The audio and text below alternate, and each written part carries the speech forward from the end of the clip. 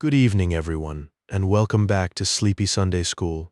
Tonight we are going to be telling the Gospel of Mark. This is the second Gospel in the New Testament, so settle in, and if you enjoy these videos, please consider subscribing and leaving a like. It genuinely helps more people find their way here. And if you have a moment, leave a comment and tell me where in the world you are listening from tonight, or share a prayer that has been helping you lately. There are more of us gathered here in the quiet than you might expect. Now let the day fall away, leave any anxiety you have, and enjoy the story. The Gospel of Mark. The story of Jesus, the Son of God, in motion. Mark 1. Mark begins with a sentence that is also a thesis, the beginning of the good news about Jesus the Messiah, the Son of God. That is, the whole Gospel in one line. Everything that follows is the unpacking of those words, good news, Jesus, Messiah, Son of God. Mark is not going to argue for these claims the way a philosopher argues. He is going to show you. He is going to take you scene by scene through a story and let the story make the case. The first witness Mark calls is not a disciple or a crowd or a miraculous sign. It is a prophet. As it is written in Isaiah, Mark says, I will send my messenger ahead of you, who will prepare your way, a voice of one calling in the wilderness, prepare the way for the Lord, make straight paths for him. Mark is situating this story inside a much older story. The prophet Isaiah had spoken of a day when God would return to his people, when the long exile would end, when a voice would cry out in the empty places and announce that something was coming. Mark is saying, that day is this day. That voice is about to speak. And then he appears. John, in the wilderness, wearing camel's hair, a leather belt around his waist, eating locusts and wild honey, living at the edge of everything, the edge of the settled world, the edge of the social order, the edge of what was considered normal or safe. He was baptizing people in the Jordan River and calling them to turn their lives around, to come clean about what they had done and what they had left undone, to prepare themselves for something that was on its way. People came. All of Judea, Mark says, which is the kind of thing you say when the crowds have grown beyond what you expected, when something has caught fire in a way that surprises even the people who started it. They came from Jerusalem. They came from the countryside. They confessed their sins and were baptized in the river. John was clear about what he was. He was not the thing itself. He was the announcement. Someone is coming after me, he said. Someone so much greater that I am not even worthy to kneel down and untie his sandals. I have baptized you with water. He will baptize you with the Holy Spirit. In those days, Jesus came. He came from Nazareth of Galilee, a small town, unremarkable, not the kind of place you expected to find the center of anything. He came to the Jordan and was baptized by John. And as he came up out of the water, Mark says the heavens were torn open. The Spirit descended like a dove, and a voice came from the torn open sky. You are my Son, whom I love. With you I am well pleased. This is the first declaration in the Gospel of Mark. Before a single healing, before a single teaching, before a single argument with the Pharisees, or a single meal shared with sinners, before any of that, the identity of Jesus is spoken from outside the story itself, not by a disciple who has been convinced by miracles, not by a crowd impressed by teaching, by a voice that knows him before any of this began. You are my Son. The story that follows is the story of what that means, lived out in the dust and sweat and grief of an ordinary human world. At once, and this word, or something close to it, will come up again and again in Mark. It is the engine of this gospel. At once the Spirit drove him into the wilderness, not led him gently, drove him, pushed him out into the empty places. He was in the wilderness for 40 days. The number 40 carries weight in this tradition. 40 years in the desert for the Israelites, 40 days of rain for Noah, 40 days of fasting for Moses on the mountain. Jesus was being tested by Satan, Mark says simply without elaboration. He was with the wild animals, and the angels attended him. That is all Mark gives us of the temptation. No dialogue, no specific offers, no back and forth. Just wilderness, testing, wild animals, angels. The other gospel writers will expand this scene considerably. Mark leaves it compressed, urgent, almost breathless, and then moves on. Because there is more to do. After John was arrested, Jesus came into Galilee. He was proclaiming the good news of God. The time has come, he said. The kingdom of God has come near. Turn around and believe the good news. These are the first words Jesus speaks in the Gospel of Mark, and they are not a private conversation or a quiet aside. They are a public announcement. Something has changed.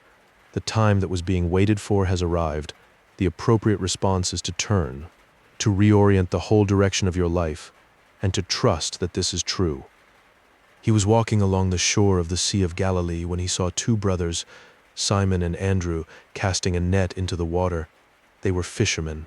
He called out to them, "Come, follow me, and I will make you fishers of people." And at once there is that word again, they left their nets and followed him.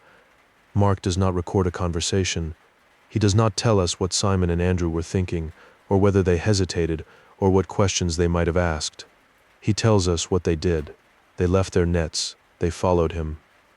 A little further along the shore he saw James and John, the sons of Zebedee, who were in their boat mending their nets. He called them, and they left their father Zebedee in the boat with the hired men and followed him. That detail, the hired men, is small and easy to miss, but it matters. Zebedee was not a poor man with nothing to spare. He had employees.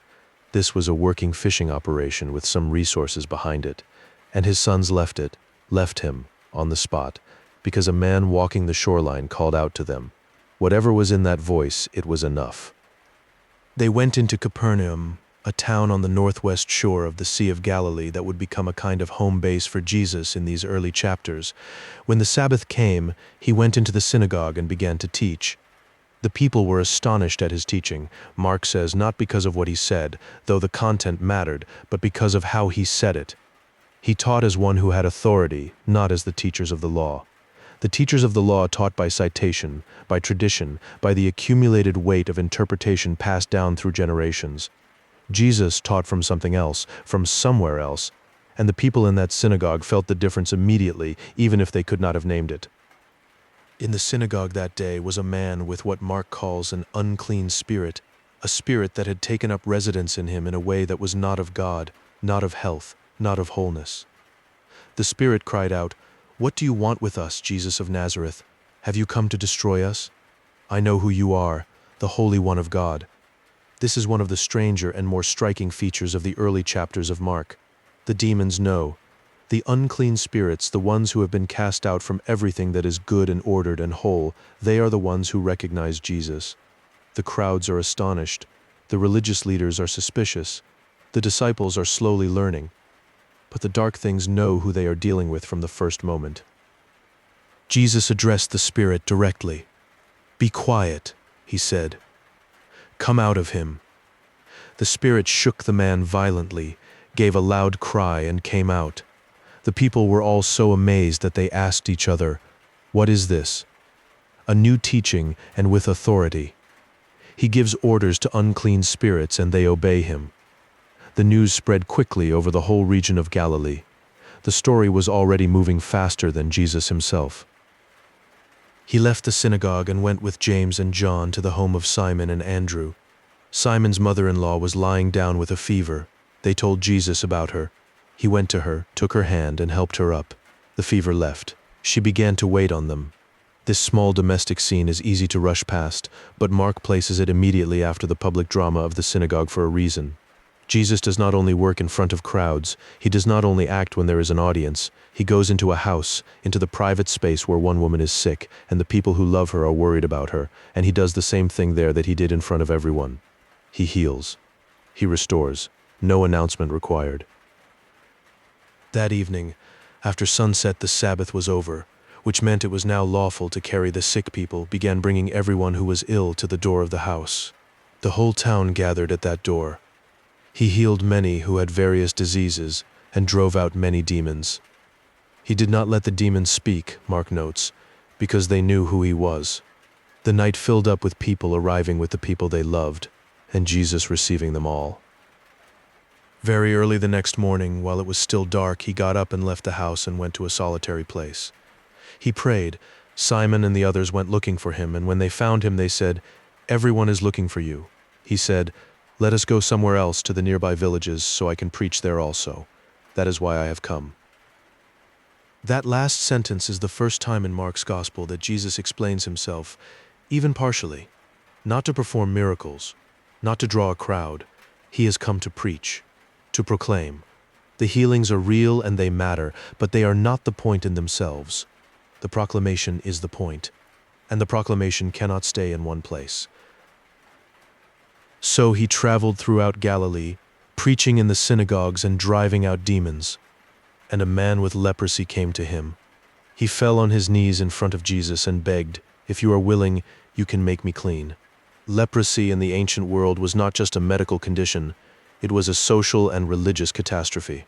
A person with leprosy was considered ritually unclean, which meant they were cut off from the community, from the temple, from public life. They were required to call out a warning when they came near others, to announce their own exclusion. They lived at the edge. The fact that this man came and knelt before Jesus was itself an act of extraordinary courage or extraordinary desperation, perhaps both. Jesus was moved with compassion. Mark uses a word here that points to something physical, something felt in the gut rather than merely decided in the mind. He reached out his hand and touched the man. No one touched lepers. That was the whole point. To be leprous was to be untouchable. And Jesus touched him. "I am willing," he said. "Be clean." The leprosy left the man at once. Jesus sent him away with a strong warning. "Tell no one about this. Go, show yourself to the priest and offer the sacrifices Moses commanded as a testimony to them." But the man went and began to talk freely about what had happened and to spread the news. As a result, Jesus could no longer enter a town openly. He stayed in the lonely places, and still people came to him from everywhere. Mark 2. A few days later, Jesus returned to Capernaum. The word got out that he was back, and so many people gathered that there was no room left, not even outside the door. He was preaching the word to them. 4 men arrived carrying a paralyzed man on a mat, trying to bring him to Jesus, but they could not get through the crowd, so they went up onto the roof. They dug through it. Mark is matter-of-fact about this detail, which is almost funny if you think about it too hard. The plaster and tiles coming down on the people below, and when they had made an opening, they lowered the mat with the man on it down through the hole, right in front of Jesus. When Jesus saw their faith, the faith of the 4 men, the sheer refusal to give up, the willingness to take apart a stranger's roof, he said to the paralyzed man, "Son, your sins are forgiven." This was not what anyone expected. The man had been lowered through a roof. The presumption was that something physical was about to happen, and Jesus addressed what was invisible. The teachers of the law who were sitting there thought to themselves, "Why does this man speak like that? He is blaspheming. Who can forgive sins but God alone?" They were not wrong exactly in their logic. Forgiveness of sins was, in their understanding, the prerogative of God. What they had not yet considered was the possibility that the prerogative of God had walked into the room. Jesus knew what they were thinking. He asked them, which is easier to say to this paralyzed man, "Your sins are forgiven," or to say, "Get up, take your mat and walk"? The question is worth thinking about carefully. In one sense, saying your sins are forgiven is the easier thing because it is invisible. You cannot verify it. You cannot see whether it happened. But saying get up and walk, if nothing happens, the failure is public and immediate. Jesus was about to make the invisible claim visible, so that you may know that the Son of Man has authority on earth to forgive sins. He said to the man, "Get up, take your mat and go home." The man got up, took his mat, and walked out in full view of everyone. They were all amazed. They praised God and said, "We have never seen anything like this." He went out again along the lake. A large crowd came to him and he began to teach them. As he walked along, he saw Levi, the son of Alphaeus, sitting at the tax collector's booth. "Follow me," Jesus said, and Levi got up and followed him. This was, in the social landscape of the time, a genuinely startling thing. Tax collectors worked for Rome. They extracted money from their own people on behalf of the occupying empire, and they were widely regarded as traitors and collaborators. They were, in the eyes of the religious establishment, sinners in a professional and public sense. And Jesus looked at one of them and said, "Follow me." as if it were the most natural thing in the world, as if the categories everyone else lived by did not apply to him. Levi held a dinner. Jesus and his disciples were reclining at the table, and many tax collectors and sinners were there with them because there were many who followed him. The teachers of the law from the Pharisee party saw this and asked his disciples, "Why does he eat with tax collectors and sinners?" Jesus heard them. On hearing this, he said, "It is not the healthy who need a doctor, but the sick. I have not come to call the righteous, but sinners." Some people came to Jesus with a question about fasting. John's disciples fast, they said. The Pharisees' disciples fast. Why don't yours? He answered with an image. How can the guests of the bridegroom fast while he is with them? They cannot. The time is coming when the bridegroom will be taken from them, and on that day they will fast. He was speaking of his own absence in a way the people around him did not yet understand. But it is quietly there this early, barely into the second chapter of the story, there is already a shadow of what is coming. He added 2 short parables about new and old. No one sews a patch of unshrunk cloth on an old garment. If you do, the new piece will pull away from the old, and the tear will be worse. No one pours new wine into old wineskins. If you do, the wine will burst the skins, and both the wine and the wineskins will be ruined. New wine goes into new wineskins. He was talking about himself, and about the kind of container that would be needed to hold what he was bringing. The old structures, religious, social, interpretive, were not going to be adequate. Something new was happening that would require new ways of holding it. On the Sabbath, Jesus and his disciples were walking through grain fields. The disciples began to pick some heads of grain as they walked. The Pharisees challenged him, "Look, why are they doing what is unlawful on the Sabbath?" Jesus answered with a story from Scripture. "Have you never read what David did when he and his companions were hungry and in need? He entered the house of God and ate the consecrated bread, which is lawful only for priests to eat, and he also gave some to his companions. The Sabbath was made for humanity," Jesus said, "not humanity for the Sabbath. So the Son of Man is Lord even of the Sabbath." That last statement is enormous. It is not a modest claim. Lord of the Sabbath means, I stand over the institution, not under it. I am the source of what it was always pointing toward. Mark 3. He went into the synagogue again, and a man with a shriveled hand was there. People were watching Jesus closely to see if he would heal on the Sabbath, so they could bring a charge against him. He asked them, "Which is lawful on the Sabbath, to do good or to do evil, to save life or to kill?" They were silent. He looked around at them in anger and was grieved at the hardness of their hearts. That combination, anger and grief together, is important. The anger is not indifference dressed up as righteousness. It is something that comes from caring deeply about what is being wasted, about the human being standing in the room who needs help, while people debate procedure. And the grief underneath the anger tells you the anger is not cold. He was not detached from these people. He was wounded by them. He said to the man, "Stretch out your hand." The man stretched it out, and his hand was completely restored. The Pharisees went out and began to plot with the Herodians, normally their political adversaries, about how they might kill Jesus.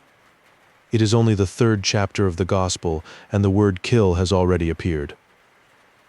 Jesus withdrew with his disciples to the lake, and a large crowd from Galilee followed. When they heard about all he was doing, people came to him from Judea, from Jerusalem, from Idumea, from the regions across the Jordan, from the area around Tyre and Sidon. Because so many people were pressing against him, he told his disciples to have a small boat ready so he would not be crushed by the crowd. He had healed many, and those who were suffering kept pushing forward to touch him. He went up onto a mountainside and called to him those he wanted, and they came to him. He appointed 12, designating them apostles, which means sent ones, so that they might be with him and so that he might send them out to preach and to have authority to drive out demons. Simon, whom he named Peter, James and John, the sons of Zebedee, who he named Boanerges, sons of thunder, Andrew, Philip, Bartholomew, Matthew, Thomas, James, son of Alphaeus, Thaddeus, Simon the Zealot, and Judas Iscariot, who betrayed him. That last name, with that last descriptor, falls like a stone at the end of the list. Mark makes no attempt to soften it. He entered a house, and again a crowd gathered, so large that he and his disciples were not even able to eat. When his family heard about this, they went to take charge of him, for they said, "He is out of his mind." And the teachers of the law who had come down from Jerusalem said, "He is possessed by Beelzebul. By the prince of demons he is driving out demons." Jesus called them over to him and spoke to them in images. "How can Satan drive out Satan? A kingdom divided against itself cannot stand. A house divided against itself cannot stand. If Satan opposes himself and is divided, he cannot stand, his end has come. But no one can enter a strong man's house and carry off his possessions unless he first ties up the strong man. Then he can plunder his house." He was saying, "The works you are watching are not the work of darkness.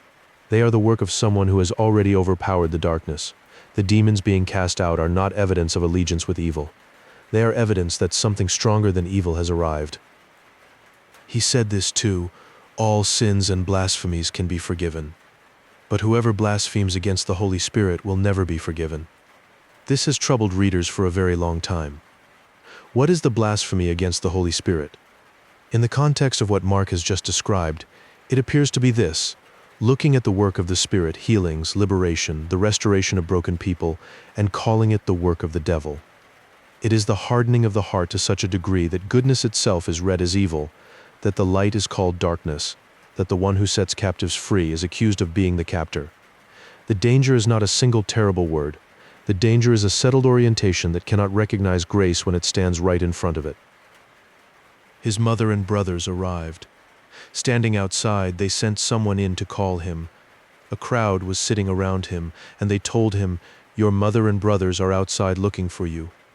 He looked at those seated in a circle around him and said, "Here are my mother and my brothers. Whoever does God's will is my brother and sister and mother." This is not a cold dismissal of his family. It is an expansion of the idea of family itself. The circle he was drawing was larger than blood. It was larger than anything the people in that room had been taught to expect. Mark 4. That day Jesus went out and sat beside the lake. The crowd that gathered around him was so large that he got into a boat and sat in it on the water, while all the people stood along the shore. He taught them many things in parables. The first parable was about a farmer who went out to sow seed. As he scattered the seed, some fell along the path. The birds came and ate it up. Some fell on rocky ground where the soil was thin. It sprang up quickly, but when the sun came up, the plants were scorched, and because the roots had not gone deep, they withered. Other seed fell among thorns. The thorns grew up and choked the plants, so that they produced nothing. But some seed fell on good soil. It grew and produced a crop, some multiplying 30 times, some 60, some 100 times what was sown. Whoever has ears to hear, let them hear. Later, when the crowd had gone and he was alone with the 12 and the others around him, they asked him about the parables. He said, "The secret of the kingdom of God has been given to you. But to those on the outside, everything is said in parables, so that they may be ever seeing but never perceiving, and ever hearing but never understanding." This is a difficult passage, and it has troubled interpreters for centuries. Jesus seems to be saying that parables are designed to obscure rather than reveal, but that reading misses something important. The parables are not locked doors. They are invitations with a key inside them, but the key only works if you come close, if you sit down, if you ask the question. The people outside are not excluded by decree. They are excluded by their own decision not to draw near. The disciples drew near. They asked, and so he explained. "The farmer sows the word," he told them. "The seed along the path represents those who hear it, and then Satan comes and takes away the word that was sown in them. The seed on rocky ground represents those who hear the word and receive it with joy, but they have no root. When trouble or persecution comes because of the word, they fall away quickly. The seed among thorns represents those who hear the word, but the worries of this life and the deceitfulness of wealth and the desires for other things come in and choke it, so that it produces nothing. And the seed on good soil represents those who hear the word, accept it, and produce a crop." He continued teaching, "A lamp is not brought into a house to be hidden under a bowl or placed under a bed. It is put on its stand. For whatever is hidden will be disclosed, and whatever is concealed will be brought out into the open. Consider carefully what you hear," he said. "The measure you use will be measured back to you, and more besides. Whoever has will be given more. From whoever does not have, even what they have will be taken. The logic here is not cruelty. It is the logic of attention and receptivity. The person who tends to what they have received, who listens carefully, who turns it over, who allows it to grow, finds that it multiplies. The person who ignores it discovers it fades. He said, "The kingdom of God is like a man who scatters seed on the ground. Night and day, whether he sleeps or gets up, the seed sprouts and grows, though he does not know how. All by itself the soil produces grain, first the stalk, then the head, then the full kernel in the head. As soon as the grain is ripe, he puts the sickle to it, because the harvest has come." The kingdom grows by its own internal logic, in ways the one who planted it cannot fully track or control. This is both comforting and disorienting. Comforting because the burden is not on us to make it happen. Disorienting because we like to understand the mechanisms, to feel like we are in charge of the outcome. The kingdom does not cooperate with that preference. What is the kingdom of God like? What shall we compare it to? It is like a mustard seed, which is the smallest of all seeds on earth. Yet when planted, it grows and becomes the largest of all garden plants, with such big branches that the birds can perch in its shade. The contrast the parable is built on is between the origin and the outcome, between what it looks like at the beginning and what it becomes. The kingdom does not announce itself with grandeur. It enters the world small, unimpressive, easy to overlook, and then it grows into something that provides shelter for everything around it. This, Mark is saying, is what they were watching. This is what Jesus was, not a conquering king riding in with an army, a seed dropped into the ground. With many similar parables, Jesus spoke the word to them as much as they could understand. He did not say anything to them without using a parable, but when he was alone with his own disciples, he explained everything. That evening he said to his disciples, "Let us go over to the other side of the lake." They left the crowd behind and took him along in the boat. Just as he was, other boats were with them. A furious squall came up. The waves broke over the boat so that it was nearly swamped. Jesus was in the stern, sleeping on a cushion. The disciples woke him. "Teacher, don't you care if we drown?" He got up, rebuked the wind, and said to the waves, "Quiet, be still." The wind died down, and it was completely calm. He said to his disciples, "Why are you so afraid? Do you still have no faith?" They were terrified. They asked each other, "Who is this? Even the wind and the waves obey him." That question, "Who is this?" is the question the whole gospel is built around. Mark has been placing it in front of us since the first page. The unclean spirits know. The disciples are still learning. The crowd is astonished. The religious leaders are hostile. And we, reading and listening tonight, are somewhere in the middle of our own answer, working it out in the quiet. There is more ahead. The other side of the lake is waiting, with its own stories and its own people and its own encounters that none of them could have predicted. But that is for the next passage. Let your breathing slow. Let the water settle. Let the voice that stilled the storm be present in whatever is churning in you tonight. We will continue. Mark 5. They crossed to the other side of the lake, to the region of the Gerasenes. When Jesus stepped out of the boat, a man with an unclean spirit came from among the tombs to meet him. The man lived in the tombs. No one could bind him any more, not even with chains. He had often been chained hand and foot, but he tore the chains apart and broke the irons on his feet. No one was strong enough to subdue him. Night and day among the tombs and in the hills he would cry out and cut himself with stones. Mark spends more time on this man than on almost any other single person in the Gospel so far. He wants us to understand the depth of what has been lost, the isolation, the violence turned inward, the life lived at the margins of everything human. The tombs are where the dead are kept. This man was living there.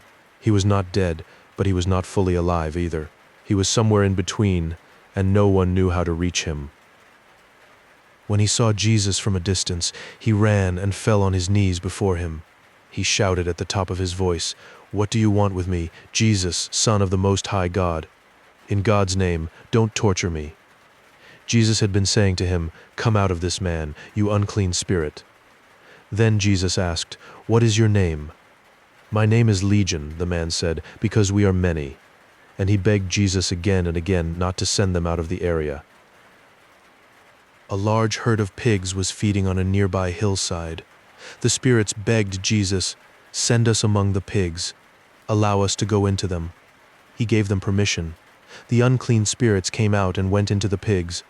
The herd, about 2,000 of them, rushed down the steep bank into the lake and drowned.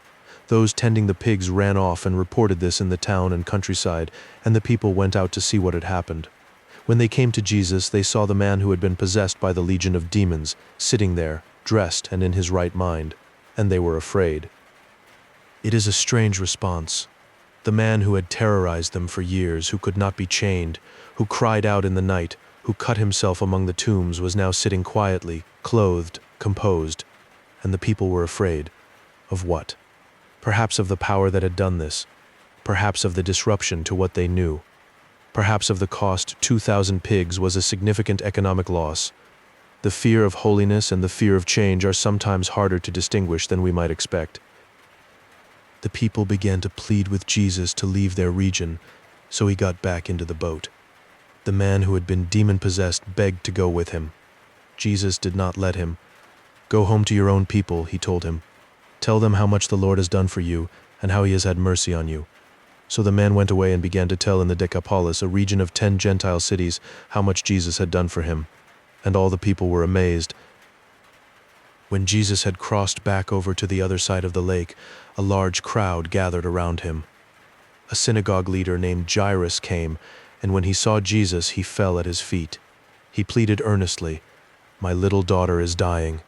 Please come and put your hands on her so that she will be healed and live." So Jesus went with him. A large crowd followed and pressed around him. Among them was a woman who had been subject to bleeding for 12 years.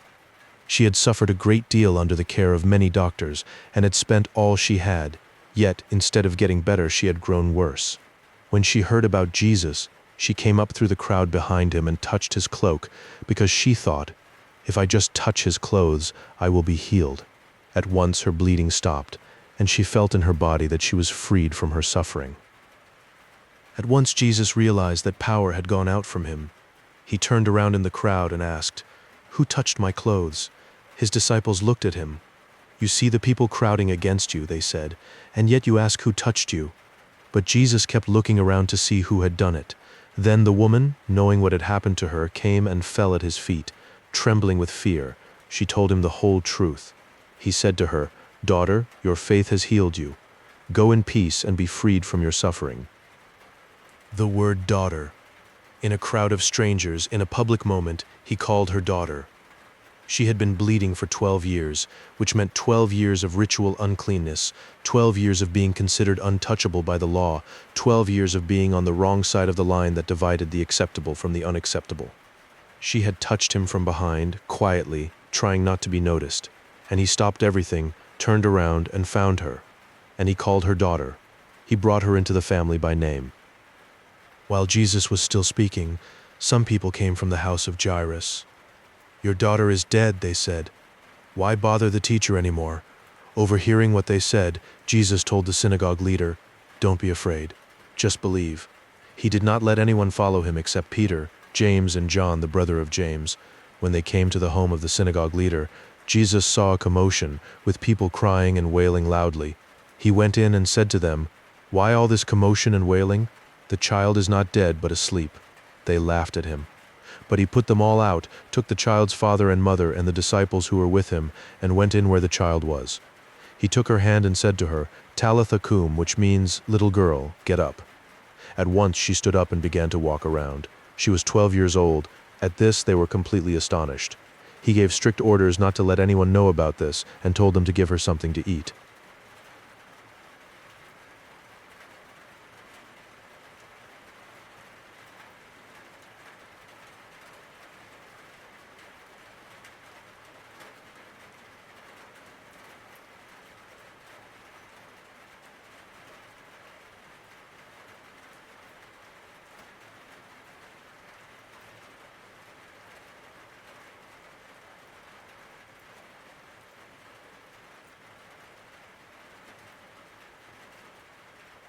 Mark 6. From Jairus' house, from the quiet room where a girl is eating and her parents are still trembling with something they do not have words for yet, Jesus moves on. He always moves on. That is one of the defining qualities of this gospel. There is no scene where he settles in and stays indefinitely. There is always somewhere else to be, someone else who needs him, something else that the kingdom of God is doing in the world. He carries a sense of direction that is not restlessness. It is more like purpose that does not pause. He went to his hometown, Nazareth, the place where he grew up, where people knew his mother's name, where the neighbors remembered him as a child, where the rhythms of ordinary life had shaped the first 30 years of him. He came with his disciples, and on the Sabbath he began to teach in the synagogue, and many who heard him were amazed. But amazed is not the same as believing. The people of Nazareth were amazed in the way that you are amazed by someone you thought you knew doing something you did not expect, amazed with a slight edge of suspicion in it, amazed in a way that pulls you back as much as it draws you in. Where did this man get these things, they said? What is this wisdom that has been given him? What are these remarkable miracles he is performing? Is this not the carpenter? Is this not Mary's son, the brother of James, Joseph, Judas, and Simon? Are not his sisters here with us? And they took offense at him. Mark gives us that phrase without softening it. They took offense at him. The word in Greek is scandalizo, to stumble, to be scandalized, to find in something an occasion for rejection. He was too familiar. They had watched him grow up. They had known him before any of this. And familiarity, when it calcifies into assumption, can become one of the most effective barriers to seeing clearly. They thought they knew who he was, and so they could not see who he had become, or rather, who he had always been. Jesus said something that has become one of his most quoted observations. A prophet is not without honor except in his own hometown, among his relatives, and in his own household. He was not angry when he said it. Mark's Jesus is rarely described as angry in a bitter or defeated way. He was amazed at their lack of faith, which is interesting because amazement had been what the crowd felt toward him, and now he felt it toward them. The man who was capable of astonishing other people was himself astonished by the power of unbelief. He could not do many miracles there, Mark says, and this is worth sitting with. He could not. Not he chose not to. Not he decided it was not the right moment. He could not. Faith in the Gospel of Mark is not a precondition that Jesus demands before he will perform. It is more like a medium through which his power moves. And where the medium was absent, where walls of assumption and familiarity had sealed the air, very little could get through. He laid his hands on a few sick people and healed them, but only a few, and then he left. He called the 12 to him and began to send them out 2 by 2. He gave them authority over unclean spirits. He told them to take nothing for the journey except a staff, no bread, no bag, no money. They could wear sandals, but not an extra tunic. Whatever house they entered, they were to stay there until they left the town. If any place refused to welcome them or listen to them, they were to shake the dust off their feet when they left, as a testimony against that place, and they went out. This sending is important. Jesus is not doing this alone. He never intended to do it alone. From the beginning, from the moment he walked along the shore of Galilee and called Simon and Andrew, the project has been about forming a community, a sent community, people who would go out carrying what he had given them. He was not a solitary miracle worker. He was building something. And the 12, sent out 2 by 2, were the first expression of what that building looked like in motion. They drove out many demons and anointed many sick people with oil and healed them. The work continued even when he was not physically present. That matters. The kingdom of God was not localized in one body. It was spreading, multiplying, finding its way into places he had not yet walked. And then Mark does something characteristic. He interrupts the story of the 12 going out with another story entirely, one that circles back in time, one that gives us a scene we were not present for. It is a technique he uses more than once, beginning a story, inserting another story in the middle, and then returning to complete the first. Scholars call it intercalation, or sometimes a Markan sandwich. The inserted story is always meant to illuminate the surrounding stories. the way a filling gives meaning to the bread around it. The inserted story is the death of John the Baptist. King Herod had heard about Jesus because his name had become well known. Some people were saying that John the Baptist had been raised from the dead, and that was why miraculous powers were at work in him. Others said he was Elijah. Still others said he was a prophet, like one of the prophets of long ago. But when Herod heard, he said, "John, whom I beheaded, he has been raised." And so Mark reaches back to tell us what Herod had done. Herod himself had given orders to arrest John, and he had him bound and put in prison. He had done this because of Herodias, his brother Philip's wife, whom he had married. And John had been saying to Herod, "It is not lawful for you to have your brother's wife." So Herodias nursed a grudge against John and wanted to kill him. But she could not, because Herod feared John, knowing he was a righteous and holy man, and he protected him. When Herod heard John, he was greatly puzzled, yet he liked to listen to him. That detail stops you for a moment. Herod liked to listen to him. Here is a man who had imprisoned the very voice that was reproaching him, and yet he kept going back to hear it. He was drawn to John even as he was complicit in silencing him. There is something deeply human about that ambivalence, being unable to tolerate the truth and unable to stop returning to it. Herod was a man at war with his own conscience, and John was the living personification of everything Herod's conscience wanted him to hear. The opportunity for Herodias came on Herod's birthday. He gave a banquet for his high officials and military commanders and the leading men of Galilee. When the daughter of Herodias came in and danced, she pleased Herod and his guests. The king said to the girl, "Ask me for anything you want, and I will give it to you." He promised her with an oath, "Whatever you ask I will give you, up to half my kingdom." She went out and said to her mother, "What shall I ask for?" And her mother said, "The head of John the Baptist." The girl hurried back to the king with the request, "I want you to give me right now the head of John the Baptist on a platter." The king was deeply distressed, but because of his oaths and his dinner guests, he did not want to refuse her. So he immediately sent an executioner with orders to bring John's head. The man went, beheaded John in the prison, and brought back his head on a platter. He presented it to the girl, and she gave it to her mother. On a platter. The detail is grotesque, and Mark records it without decoration, without a moral commentary, without a moment to catch your breath. The prophet is dead. Not in a public confrontation, not in a dramatic trial, not on a battlefield, but because of a birthday party and a dance and a man who cared more about what his dinner guests thought of him than about doing the right thing. That is how the first voice of this gospel ends. Quietly, privately, terribly, because of politics and pride and a woman's revenge. John's disciples came and took his body and laid it in a tomb.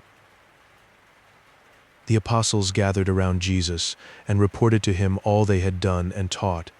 And because so many people were coming and going that they did not even have a chance to eat, he said to them, "Come with me by yourselves to a quiet place and get some rest." So they went away by themselves in a boat to a solitary place. The disciples had been out, they had been working, they had been pouring themselves out in towns and villages across Galilee, and Jesus noticed, "Come and rest. Come away." The man who was always moving also knew that the people around him needed to stop. But many who saw them leaving recognized them and ran on foot from all the towns and got there ahead of them. When Jesus landed and saw a large crowd, he had compassion on them because they were like sheep without a shepherd, and he began to teach them many things. Like sheep without a shepherd.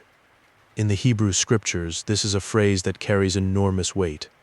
It is the language of a people without leadership, without protection, without direction. It is the language of abandonment. And Jesus looked at the crowd and did not see an interruption to his plans for rest. He saw people who needed what only he could give, and compassion moved him, not obligation, not duty.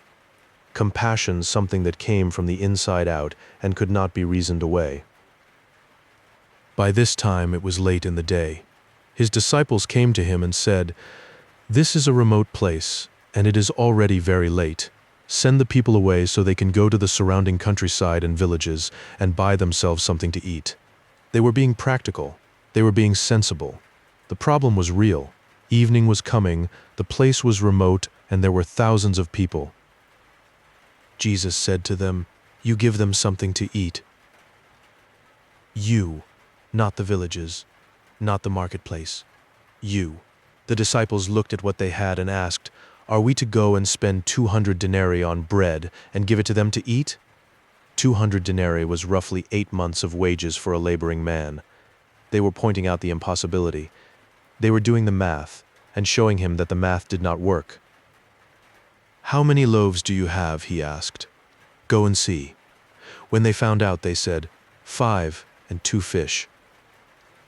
5 loaves, 2 fish. For a crowd that Mark tells us numbered 5,000 men, which in the way crowds were counted in that time and culture would likely have included women and children as well, making the actual number considerably larger. The disciples knew they were pointing to an inadequacy. That was the point of mentioning it. They were not proposing a solution, they were describing the impossibility more precisely. Then Jesus directed them to have all the people sit down in groups on the green grass. So they sat down in groups of hundreds and fifties. He took the 5 loaves and the 2 fish, and looking up to heaven, he gave thanks and broke the loaves. Then he gave them to his disciples to distribute to the people. He also divided the 2 fish among them all. They all ate and were satisfied, and the disciples picked up 12 basketfuls of broken pieces of bread and fish. The number of the men who had eaten was 5,000. 12 baskets left over. Not 12 baskets of what had not been touched. 12 baskets of what remained after everyone had eaten until they were satisfied. More than enough. The miracle is told without theatrical language, without a description of the moment when 5 became thousands. Mark simply says it happened. He gave thanks. He broke the loaves. He gave them to the disciples. Everyone ate. 12 baskets remained. The miracle lives in the gap between the breaking and the distribution, in the space where you would normally expect the logic to break down and instead it holds. Read against the background of the Hebrew scriptures, this scene is impossible to miss. The people are gathered in the wilderness. There is no food, and God provides. The manna in the desert, the bread that fell from heaven during the Exodus, was the great symbol of God's care for his people in the impossible places. Jesus is doing the same thing in the same kind of place, and for the same reason, because people are hungry and God cares about that. He is not performing a stunt, he is enacting something. He is showing, with bread and fish on a hillside, what the kingdom of God looks like when it arrives enough for everyone, more than enough, and nobody left out. At once Jesus made his disciples get into the boat and go ahead to the other side, to Bethsaida, while he dismissed the crowd. After leaving them, he went up to a mountainside to pray. Later that night, the boat was in the middle of the lake, and he was alone on land. He saw the disciples straining at the oars because the wind was against them. And here we are again on the water. The lake seems to be where Mark places the most stripped-down confrontations with who Jesus is. In chapter 4, on this same lake, a storm threatened to swamp the boat and he spoke to it and it stopped. Now the disciples are out on the water alone, he is not with them, and it is the middle of the night, and the wind is against them, and they are working hard just to stay in place. Shortly before dawn he went out to them, walking on the lake. He was about to pass by them, but when they saw him walking on the lake, they thought he was a ghost. They cried out because they all saw him and were terrified. He was about to pass by them. This phrase is curious. In the Hebrew scriptures, the image of God passing by is a theophany, a manifestation of the divine. When Moses asked to see God's glory, God told him he would cause his goodness to pass before him. When Elijah stood on the mountain broken and exhausted, God passed by. Not in the wind or the earthquake or the fire, but in the still small voice. Mark is not being casual with this phrase. Jesus passing by on the water is a moment in the same category as those ancient encounters, and the disciples, straining at their oars, almost miss it entirely because they are afraid. Immediately he spoke to them and said, "Take courage. It is I. Do not be afraid." He climbed into the boat with them, and the wind died down. They were completely amazed. And then one of the most honest and important sentences in the Gospel of Mark. They had not understood about the loaves. Their hearts were hardened. They had just watched 5 loaves and 2 fish feed thousands of people, and they were still afraid of the wind. They had not connected those two things. They had not yet grasped what the loaves meant about who he was and what he was capable of. Their hearts were hardened, not in the sense of being evil or deliberate in their blindness, but in the sense of being still closed, still calloused over, still not quite open to the full weight of what they were witnessing. That sentence is a remarkable act of honesty on Mark's part. He is not writing a hagiography of the disciples. He is not cleaning them up to make them look good. He is telling you the truth. These were ordinary men, and they were slow to understand, and even the most astonishing things did not always penetrate right away. If you have ever found yourself slow to understand, if you have ever watched something extraordinary and still felt afraid, you are in good company. When they had crossed over, they landed at Gennesaret and anchored there. As soon as they got out of the boat, people recognized Jesus. They ran throughout that whole region and carried the sick on mats to wherever they heard he was. And wherever he went into villages, towns, or countryside, they placed the sick in the marketplaces. They begged him to let them touch even the edge of his cloak, and all who touched it were healed. All who touched it, the edge of his cloak. We have seen this before. The woman who had been bleeding for 12 years touched the edge of his garment and was healed. Now it is happening everywhere he goes. People reaching out for the hem of something, the edge of something, the nearest point of access they could find. And the healing comes even there, even in that minimal point of contact, because even the border of where he is carries more than enough. The Pharisees and some of the teachers of the law came from Jerusalem to where he was. They gathered around him and they noticed that some of his disciples were eating food with hands that were defiled, that is, unwashed. The Pharisees and all the Jews did not eat unless they gave their hands a ceremonial washing, holding to the tradition of the elders. And so the Pharisees and teachers of the law asked him, "Why don't your disciples live according to the tradition of the elders instead of eating their food with defiled hands?" This question is not primarily about hygiene. It is about boundary markers, about the careful system of practices that defined who was in and who was out, who was clean and who was not, who belonged to the community in good standing and who had placed themselves outside it. The tradition of the elders was the vast body of oral law that the Pharisees had developed to interpret and apply the written law of Moses. It was their inheritance, their work, their attempt to keep the community faithful in the face of centuries of pressure and compromise. It was not nothing. It was the accumulated effort of serious people trying to honor God. But Jesus was not interested in using it as a measuring stick for the disciples. He was interested in something else entirely. "Isaiah was right when he prophesied about you hypocrites," he said. "These people honor me with their lips, but their hearts are far from me. They worship me in vain. Their teachings are merely human rules. You have let go of the commands of God and are holding on to human traditions." He pressed further. He cited the specific example of Korban, a practice by which a person could declare their resources dedicated to God and thereby avoid using them to care for aging parents, while still technically keeping the letter of the commandment about honoring father and mother. The tradition had found a way around the command. The human rule was being used to evade the divine one. He called the crowd to him again. "Listen to me, everyone, and understand this. Nothing outside a person can defile them by going into them. Rather, it is what comes out of a person that defiles them." When he had left the crowd and entered the house, his disciples asked him about this parable. "Are you so dull?" he asked. "Don't you see that nothing that enters a person from the outside can defile them?" He went on, "What comes out of a person is what defiles them. For it is from within, out of a person's heart, that evil thoughts come: sexual immorality, theft, murder, adultery, greed, malice, deceit, lewdness, envy, slander, arrogance, and folly. All these evils come from inside and defile a person." This is a radical reorientation of the entire framework.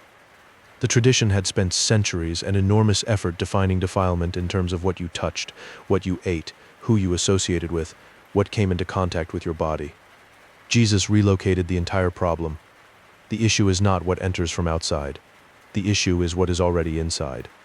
The issue is the human heart. No dietary regulation, no ceremonial washing, no careful management of external contacts could address that. The inside problem required an inside solution. From there he went to the region of Tyre. He entered a house and did not want anyone to know he was there, but he could not keep his presence secret. Almost immediately a woman whose little daughter had an unclean spirit heard about him and came and fell at his feet. The woman was a Greek, born in Syrian Phoenicia. She begged Jesus to drive the demon out of her daughter. She was a Gentile. She was outside the covenant community. She had no claim on the inheritance of Israel. She had no lineage that connected her to the promises of Abraham. And she came and fell at his feet anyway, and asked for her daughter. "First let the children eat all they want," Jesus told her, "for it is not right to take the children's bread and toss it to the dogs." This saying has troubled readers for 2,000 years, and it should trouble us a little. The children are Israel. The dogs, which in the Greek is a diminutive, puppies or little dogs, house dogs rather than the wild dogs of the street, but still the dogs are the Gentiles. Jesus appears to be drawing a line.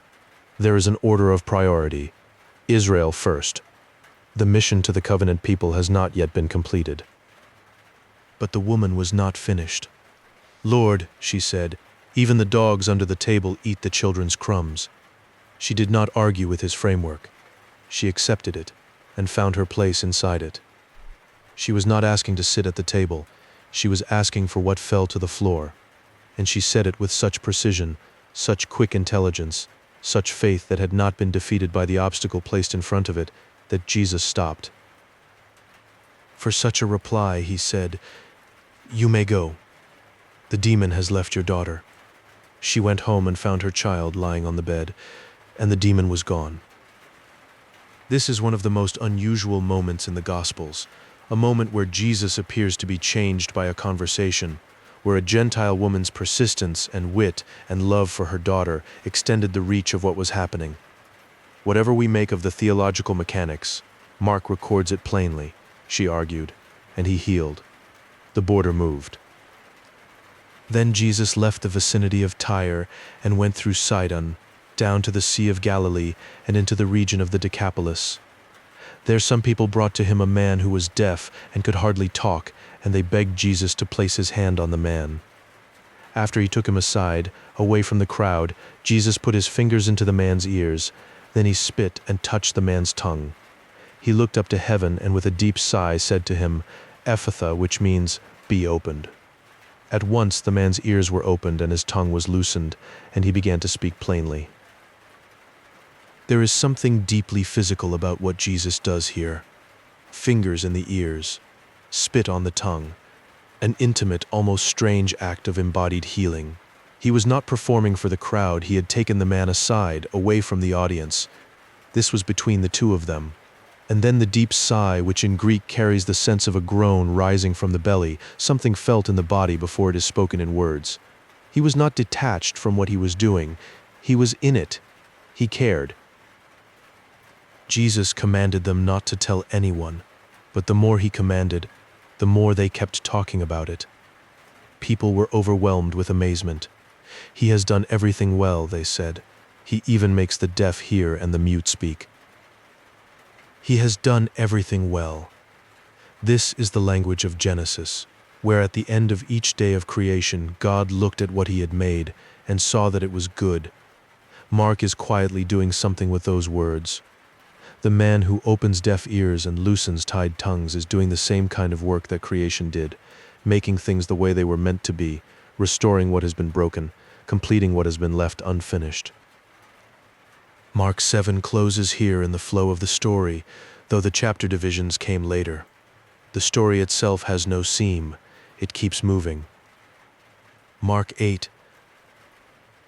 In those days, another large crowd gathered. Since they had nothing to eat, Jesus called his disciples to him and said, "I have compassion for these people. They have already been with me 3 days and have nothing to eat. If I send them home hungry, they will collapse on the way, because some of them have come a long distance." I have compassion. There it is again, the same word that moved him on the hillside before the feeding of the 5,000. Compassion is not pity from a distance. The Greek word splanchnizomai refers to the viscera, the gut, the deep inner parts of a person. It is a feeling that happens in the body before it becomes a decision. Jesus looked at the crowd and felt it in his body, the weight of their need, the length of their journey, the reality of their hunger. And that feeling moved him toward them. His disciples answered, "But where in this remote place can anyone get enough bread to feed them?" How, after everything they had seen, after the 5 loaves and the 2 fish and the 12 baskets, could they still be asking this? And yet they were. Because understanding does not always accumulate the way we think it should. We do not move from miracle to confidence in a straight line. We circle back. We forget. We find ourselves in the same place again, asking the same helpless question. That is not only the disciples' story, that is the human story. "How many loaves do you have?" Jesus asked. "7," they said. He told the crowd to sit down on the ground. When he had taken the 7 loaves and given thanks, he broke them and gave them to his disciples to distribute, and they did so. They had a few small fish as well. He gave thanks for them also, and told the disciples to distribute them. The people ate and were satisfied. Afterward, the disciples picked up 7 basketfuls of broken pieces that were left over. About 4,000 were present. 4,000 people, 7 loaves, 7 baskets remaining. The numbers are different from the feeding of the 5,000, but the shape of the event is the same. Wilderness, hungry people, not enough. Thanksgiving, breaking, distribution, satisfaction, more than enough left over. Mark records it as a second event, not a variant of the first. Jesus had compassion on a second crowd. The bread broke and multiplied a second time, and still, as we will see, the disciples had not fully understood what it meant. He dismissed the crowd, got into the boat with his disciples, and went to the region of Dalmanutha. The Pharisees came and began to question him. To test him, they asked for a sign from heaven. He sighed deeply and said, "Why does this generation ask for a sign? Truly, I tell you, no sign will be given to it." Then he left them and got back in the boat and crossed to the other side. They had forgotten to bring bread, except for 1 loaf they had with them in the boat. "Be careful," Jesus warned them. "Watch out for the yeast of the Pharisees and that of Herod." They discussed this with one another and said, "It is because we have no bread." Aware of their discussion, Jesus asked them, "Why are you talking about having no bread? Do you still not see or understand? Are your hearts hardened? Do you have eyes but fail to see, and ears but fail to hear? And don't you remember? When I broke the 5 loaves for the 5,000, how many basketfuls of broken pieces did you pick up?" 12, they replied. "And when I broke the 7 loaves for the 4,000, how many basketfuls of broken pieces did you pick up?" 7, they answered. He said to them, "Do you still not understand?" This is the most direct moment of frustration Jesus expresses with his disciples in all of Mark. He was not angry in a cold or contemptuous way, but there was urgency in his questions. They had seen the bread, they had handled the baskets, they had been there both times, and they were worried about not having enough bread in the boat. He was talking about the spiritual danger of the Pharisees' way of thinking, the tendency to demand proof before faith, to require signs before trust, to apply human calculations to divine reality, and they heard it as a conversation about their lunch. Do you still not understand? 5 words. They carry everything. The question is not rhetorical in the way of dismissal. It is the question of a teacher who believes his students are capable of understanding, who has not given up on them, who is pressing them towards something they are almost ready to grasp. Almost. They came to Bethsaida, and some people brought a blind man and begged Jesus to touch him. He took the blind man by the hand and led him outside the village. When he had spit on the man's eyes and put his hands on him, Jesus asked, "Do you see anything?" He looked up and said, "I see people. They look like trees walking around." Once more Jesus put his hands on the man's eyes. Then his eyes were opened, his sight was restored, and he saw everything clearly. This is the only miracle in all of Mark that happens in 2 stages. The man was not fully healed after the first touch. He could see, but not clearly. People looked like trees walking, and Jesus touched him again. And then he could see everything clearly. This is not a failure.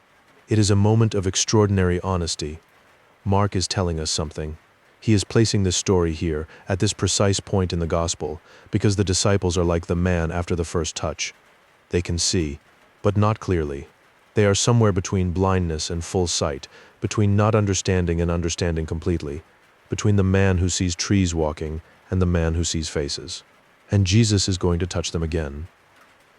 Jesus and his disciples went on to the villages around Caesarea Philippi. On the way he asked them, "Who do people say I am?" They replied, "Some say John the Baptist, others say Elijah, and still others say one of the prophets. But what about you?" he asked. "Who do you say I am?" Caesarea Philippi was a city in the far north of Galilee, near the base of Mount Hermon, at the headwaters of the Jordan River. It was a city built to honor the Roman emperor, named for Caesar. It was full of temples to various gods. It was, in short, one of the most thoroughly pagan places in the entire region. And it is here, in this of all places, that the central question of the Gospel of Mark is asked and answered. Who do people say I am? The answers were generous ones. John the Baptist raised from the dead, which is what Herod had feared.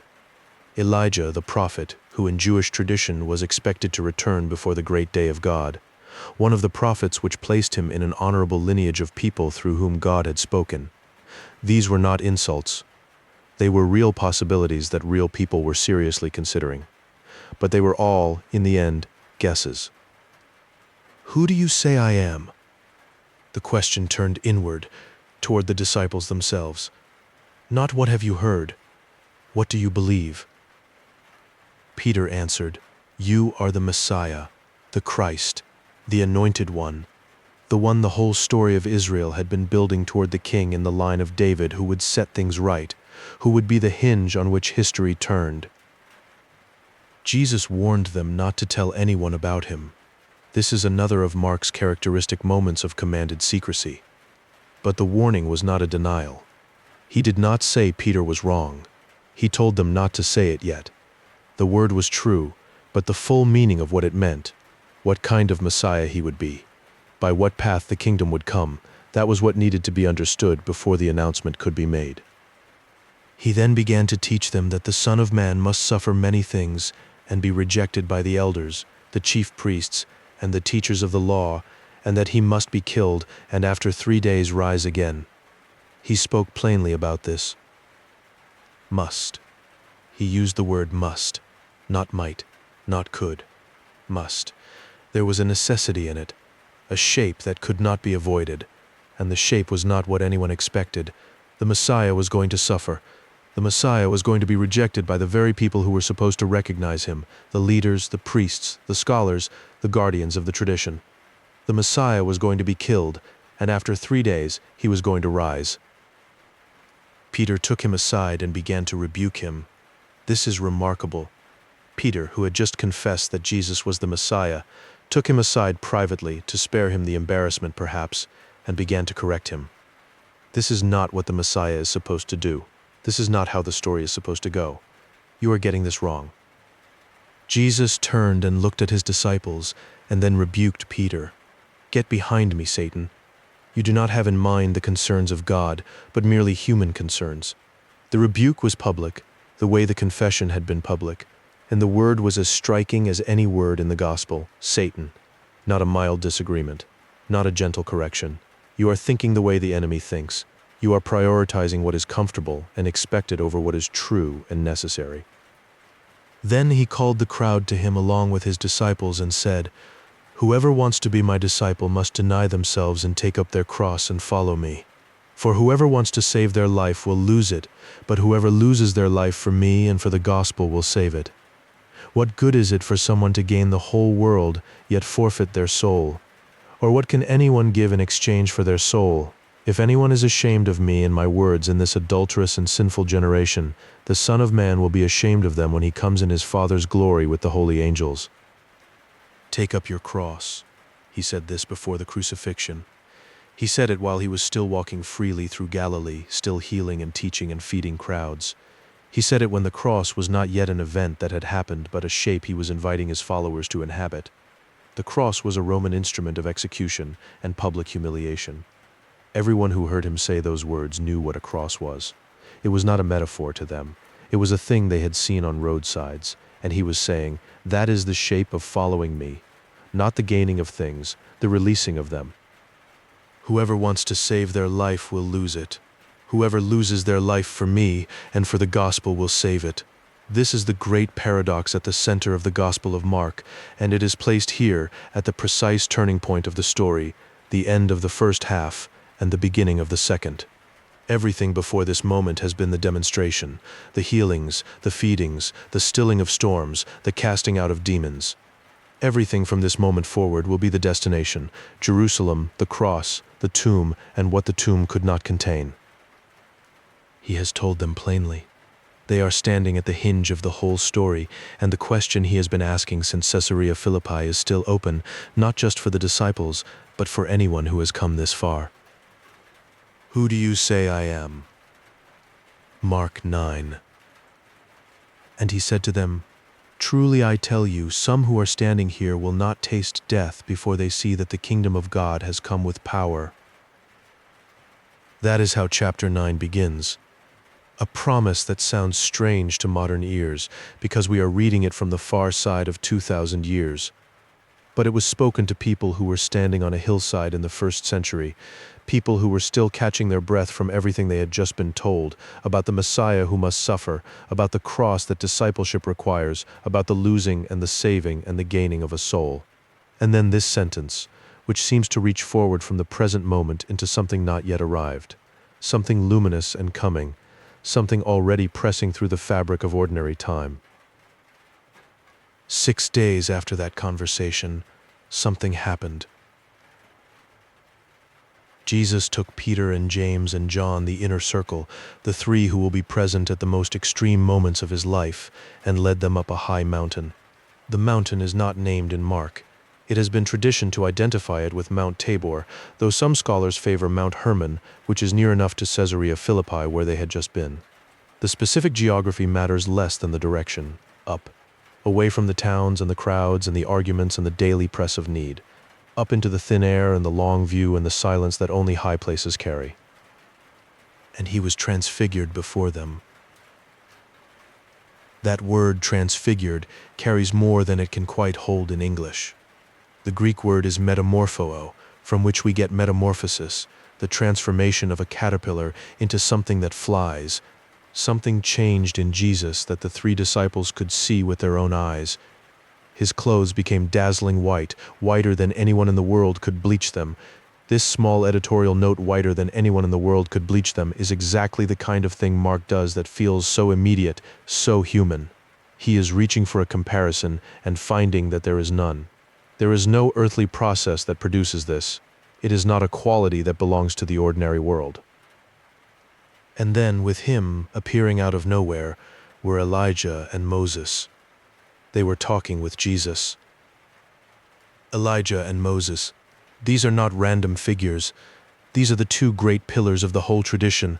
Moses, the lawgiver, the one through whom God had spoken the covenant at Sinai, the one who had led the people through the wilderness for 40 years, the one whose face had shone so brightly after being in the presence of God that the people could not look at him, and Elijah, the prophet, the one who had confronted the prophets of Baal on Mount Carmel, the one who had heard the still small voice in the cave, the one who in Jewish tradition was expected to return before the great and terrible day of the Lord.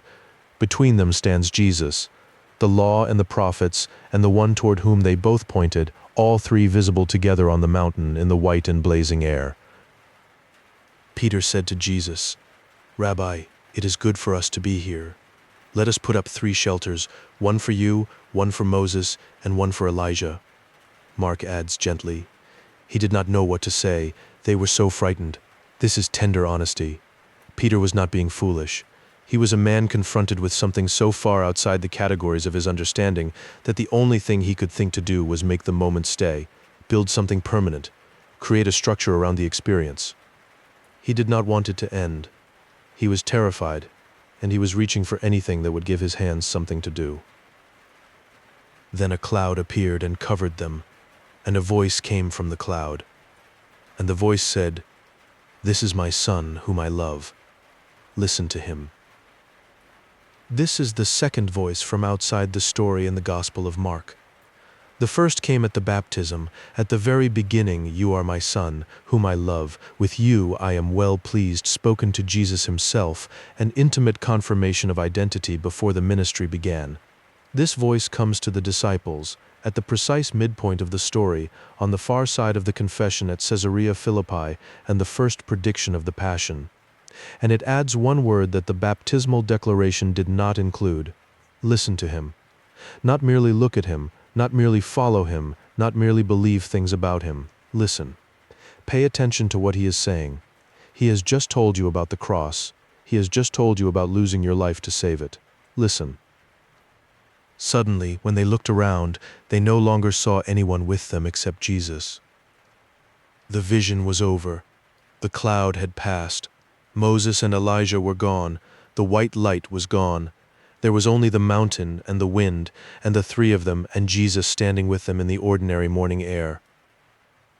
As they were coming down the mountain, Jesus gave them strict orders not to tell anyone what they had seen until the Son of Man had risen from the dead. They kept the matter to themselves, discussing what rising from the dead meant. They asked him, "Why do the teachers of the law say that Elijah must come first?" He replied that Elijah does come first and restores all things. Why then is it written that the Son of Man must suffer much and be rejected? But I tell you, Elijah has come, and they have done to him everything they wished, just as it is written about him. He was speaking of John the Baptist, of course, the one who had come in the spirit of Elijah, who had prepared the way, and who had been arrested and executed at the whim of a king. The pattern was not accidental. The one who prepared the way had already been destroyed. The one he prepared the way for knew what was coming. They came back down to where the other disciples were, and they found a large crowd around them and the teachers of the law arguing with them. As soon as all the people saw Jesus, they were overwhelmed with wonder and ran to greet him. "What are you arguing with them about?" he asked. A man in the crowd answered, "Teacher, I brought you my son, who is possessed by a spirit that has robbed him of speech. Whenever it seizes him, it throws him to the ground. He foams at the mouth, gnashes his teeth, and becomes rigid. I asked your disciples to drive out the spirit, but they could not." There is a painful specificity in this father's description. He has watched this happen to his child, probably many times. He knows the sequence, the seizure, the fall, the foam, the rigidity. He has watched helplessly as his son was thrown about by something he could not see or fight or reason with. He had come to Jesus' disciples hoping for help, and they could not do it. "You unbelieving generation," Jesus said, "how long shall I stay with you? How long shall I put up with you? Bring the boy to me." The words sound harsh until you understand them as the frustration of someone who has been carrying something alone, the weight of the coming cross, the weight of what he knows that no one around him fully grasps, the weight of a world that keeps encountering the power of God and failing to trust it. He was not contemptuous of the Father. He was tired in a way that only the people who are giving the most can be tired. They brought the boy. When the Spirit saw Jesus, it immediately threw the boy into a convulsion. He fell to the ground and rolled around, foaming at the mouth. "How long has he been like this?" Jesus asked the father. "From childhood," he answered. "It has often thrown him into fire or water to kill him. But if you can do anything, take pity on us and help us." If you can. The father was not sure. The disciples had failed. His son had been like this since childhood.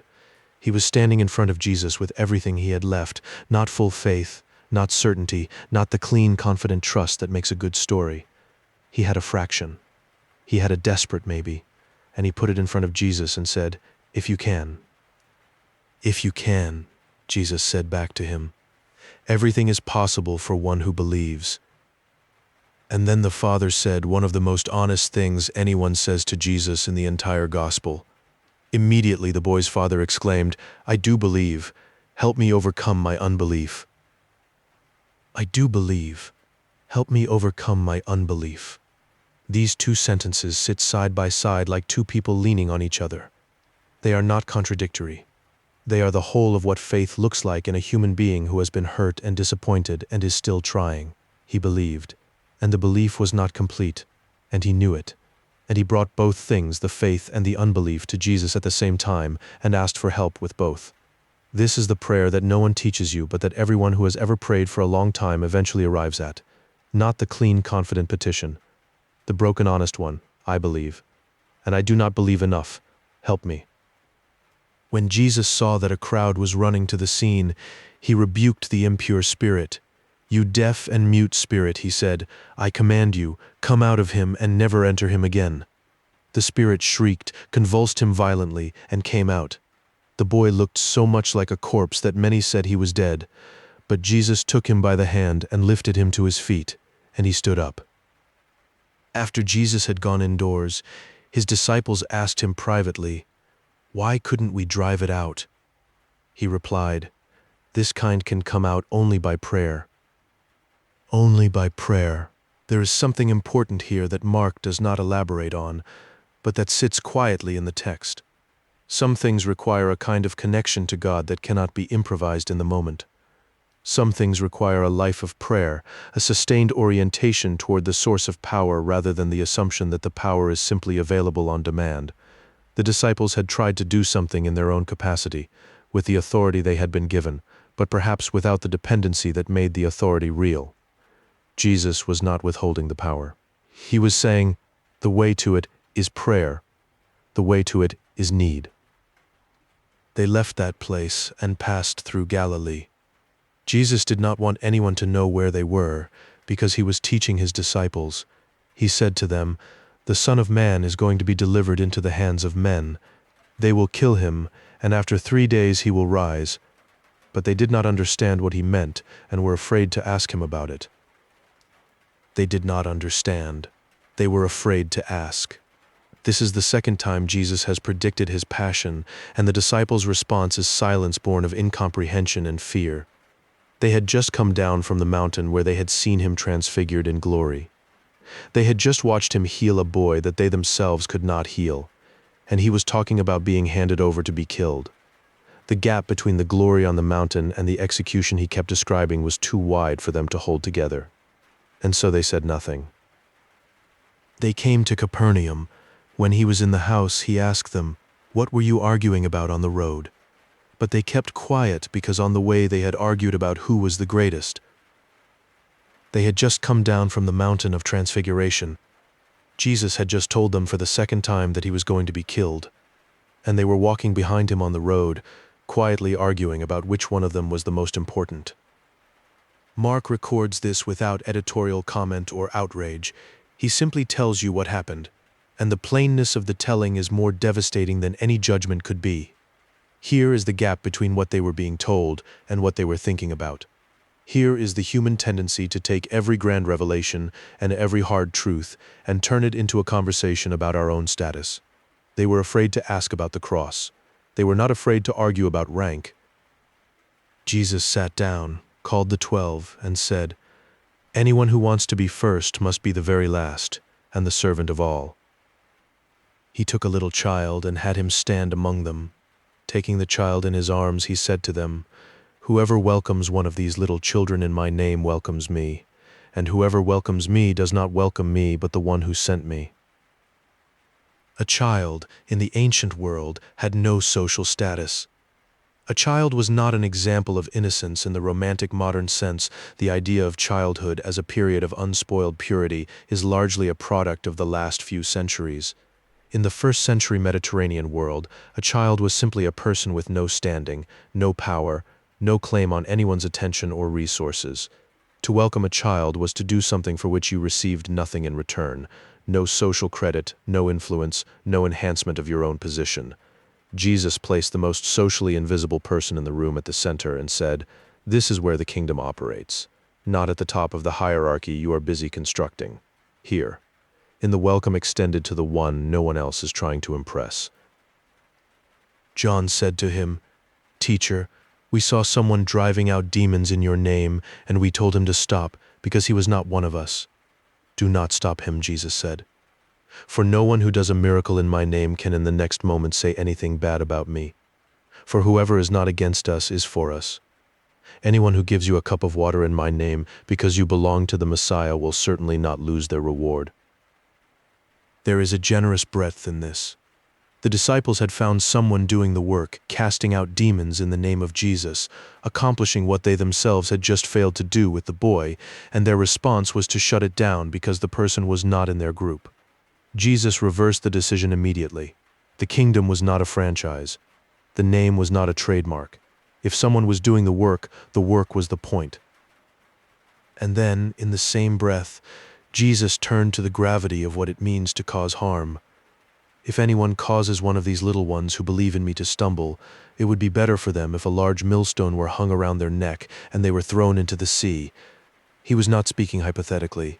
He was saying that the little ones, the vulnerable, the new, the ones with no power to protect themselves, were not incidental to the kingdom but central to it. To lead them astray, to use your position to harm them, to stumble them, this was the gravest thing a person could do. The millstone image is stark and deliberate. Better to drown than to do that. He continued with a series of sayings about hands and feet and eyes. If your hand causes you to stumble, cut it off. If your foot causes you to stumble, cut it off. If your eye causes you to stumble, gouge it out. It is better to enter life maimed than to go into hell with 2 hands, 2 feet, 2 eyes. He was not being literal. He was insisting with extreme imagery that the stakes are real, that what you do with your body and your desires and your attention genuinely matters, that it is better to lose something precious than to use it for destruction. Everyone will be salted with fire, he said. Salt is good, but if it loses its saltiness, how can you make it salty again? Have salt among yourselves, and be at peace with each other. Salt preserved. Salt gave flavor. Salt was covenant in the ancient world. To share salt was to share a bond. He was calling them to something preserving and lasting in their relationships with each other. Not the rivalry of the road, not the jockeying for position. Salt, peace. Mark 10. Jesus then left that place and went into the region of Judea and across the Jordan. Again crowds of people came to him, and as was his custom, he taught them. The direction has changed. He is no longer moving around Galilee, the northern region where most of his ministry has taken place. He is moving south, toward Judea, toward Jerusalem. The teaching continues, and the healing continues, but the geography is now pointing like an arrow toward the city where the temple is, where the chief priests are, where the cross is. Every step south is a step toward the end that he has been predicting. And crowds still come, and he still teaches them, because there is still so much to say. Some Pharisees came and tested him by asking, "Is it lawful for a man to divorce his wife?" "What did Moses command you?" Jesus asked. They said, "Moses permitted a man to write a certificate of divorce and send her away. It was because your hearts were hard that Moses wrote you this law," Jesus replied. "But at the beginning of creation God made them male and female. For this reason a man will leave his father and mother and be united to his wife, and the two will become one flesh. So they are no longer two, but one flesh. Therefore what God has joined together, let no one separate." The question about divorce was not a neutral one. It was a test, as Mark says plainly. The Pharisees were asking him to take a position in an ongoing debate between the schools of thought that divided on exactly how permissive Moses' provision for divorce should be interpreted. Jesus refused to enter the debate on those terms. He went behind the law to the creation, to the original intent, to what marriage was designed to be before accommodation for human failure was built in. Moses permitted divorce because your hearts were hard. Divorce was a concession to brokenness, not an ideal. The ideal was union, one flesh. When they were in the house again, the disciples asked Jesus about this. He added, "Anyone who divorces his wife and marries another woman commits adultery against her, and if she divorces her husband and marries another man, she commits adultery." The addition of the woman as a subject, she, divorcing, was not an obvious thing in a legal culture where divorce was largely a male prerogative. Jesus was treating the woman as a moral agent whose actions had the same weight as the man's, which was, in itself, a departure. People were bringing little children to Jesus for him to place his hands on them, but the disciples rebuked them. When Jesus saw this, he was indignant. Mark uses a strong word here, indignant. Jesus was not mildly displeased or gently corrective. He was moved by something sharp and righteous in the encounter. The sight of his disciples turning away children, people trying to bring the small and the powerless to him, being told by those closest to him that this was not the priority, that there was more important business at hand. "Let the little children come to me," he said, "and do not hinder them, for the kingdom of God belongs to such as these. Truly, I tell you, anyone who will not receive the kingdom of God like a little child will never enter it." And he took the children in his arms, placed his hands on them, and blessed them. This scene follows directly from the discussion of divorce, and the juxtaposition is not accidental. He has been talking about marriage, about union, about what holds families together. And now there are children, the ones produced by those unions, the ones most vulnerable to the damage when families break, the ones with the least power in any social arrangement, and he gathered them into his arms. The kingdom of God belongs to such as these, not to the ones who have worked out the correct legal interpretation, not to the ones who have accumulated enough righteousness to qualify, to such as these. The ones who arrive with empty hands and open faces and no portfolio of achievement to present. As Jesus started on his way, a man ran up to him and fell on his knees before him. "Good teacher," he asked, "what must I do to inherit eternal life?" "Why do you call me good?" Jesus answered. "No one is good except God alone. You know the commandments. You shall not murder. You shall not commit adultery. You shall not steal. You shall not give false testimony. You shall not defraud. Honor your father and mother." "Teacher," the man declared, "all these I have kept since I was a boy." Jesus looked at him and loved him. Mark records this with the same plainness with which he records everything. Jesus looked at him and loved him. The man was sincere. He had been faithful from his boyhood to the commands that structured the moral life of his people. He had not murdered. He had not stolen. He had not lied under oath. He had honored his parents.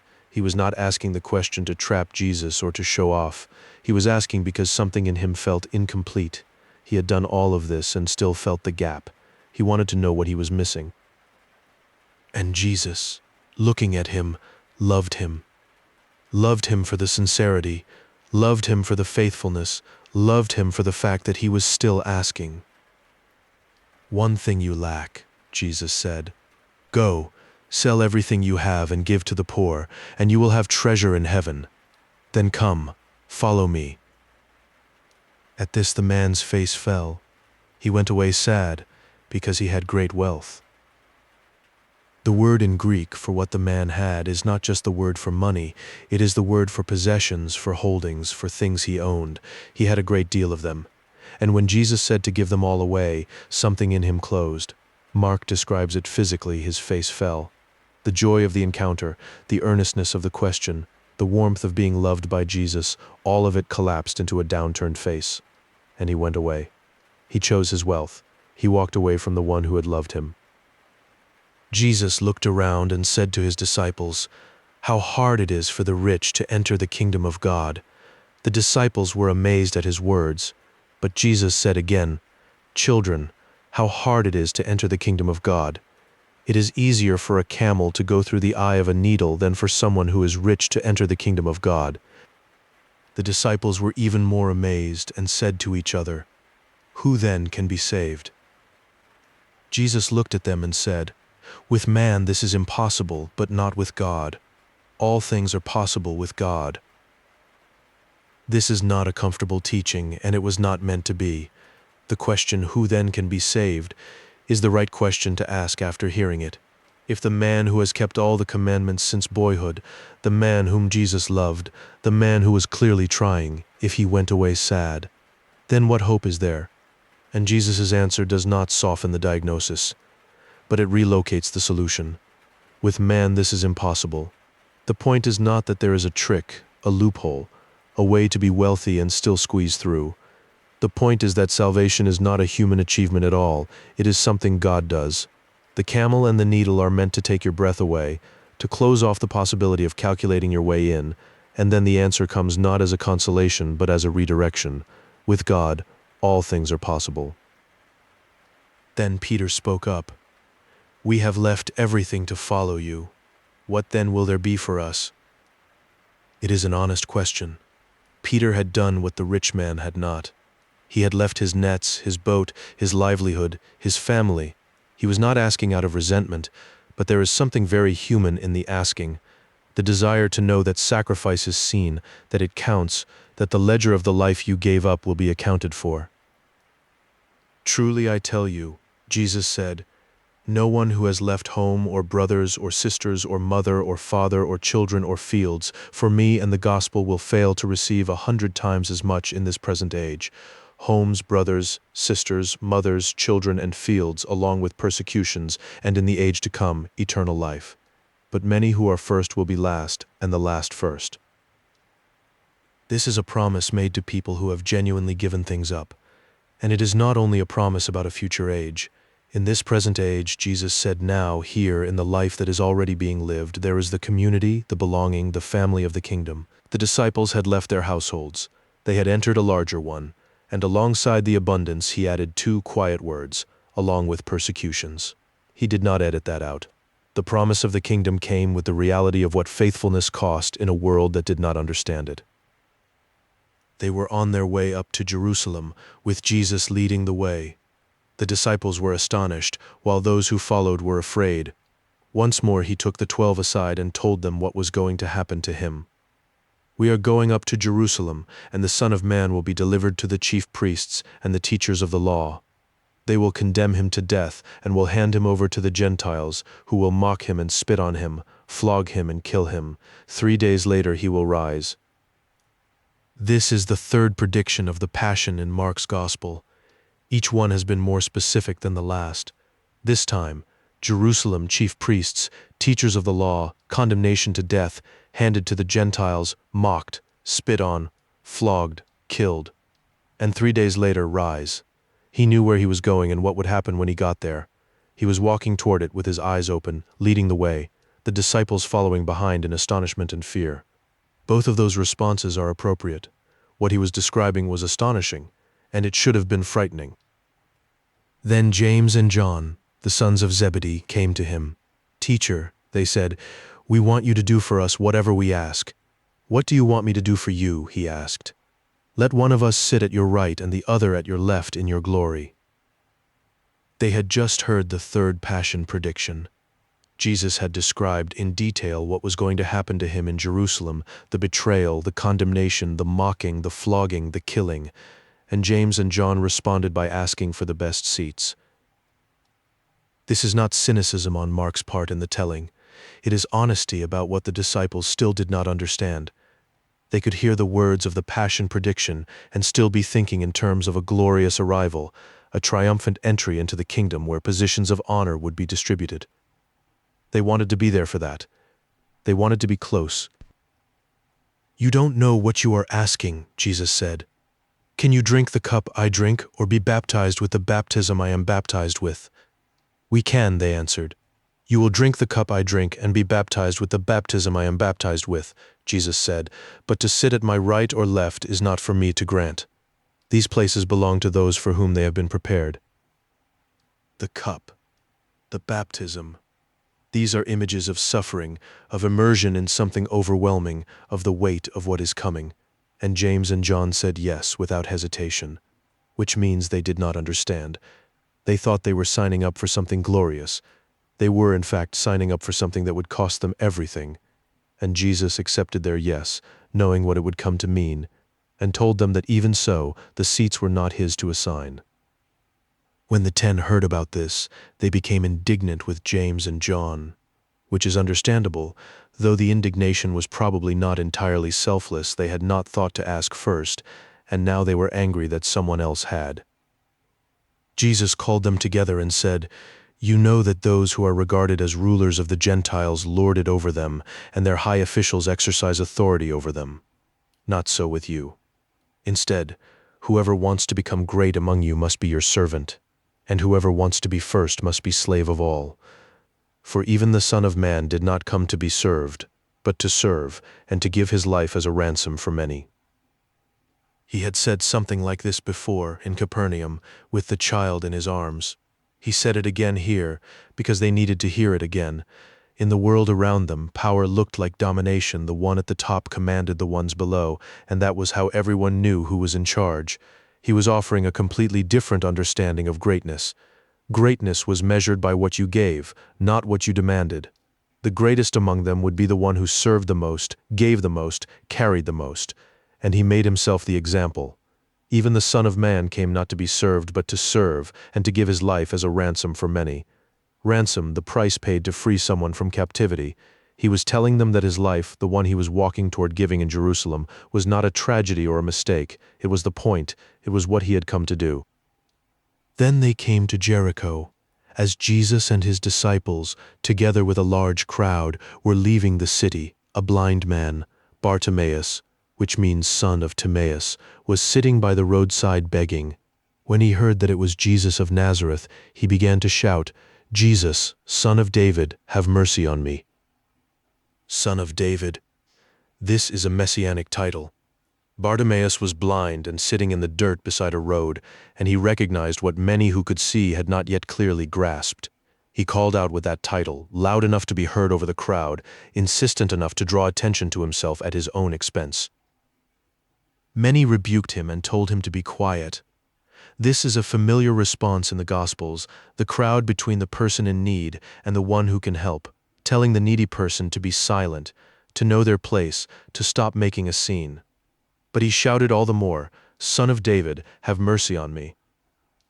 Jesus stopped.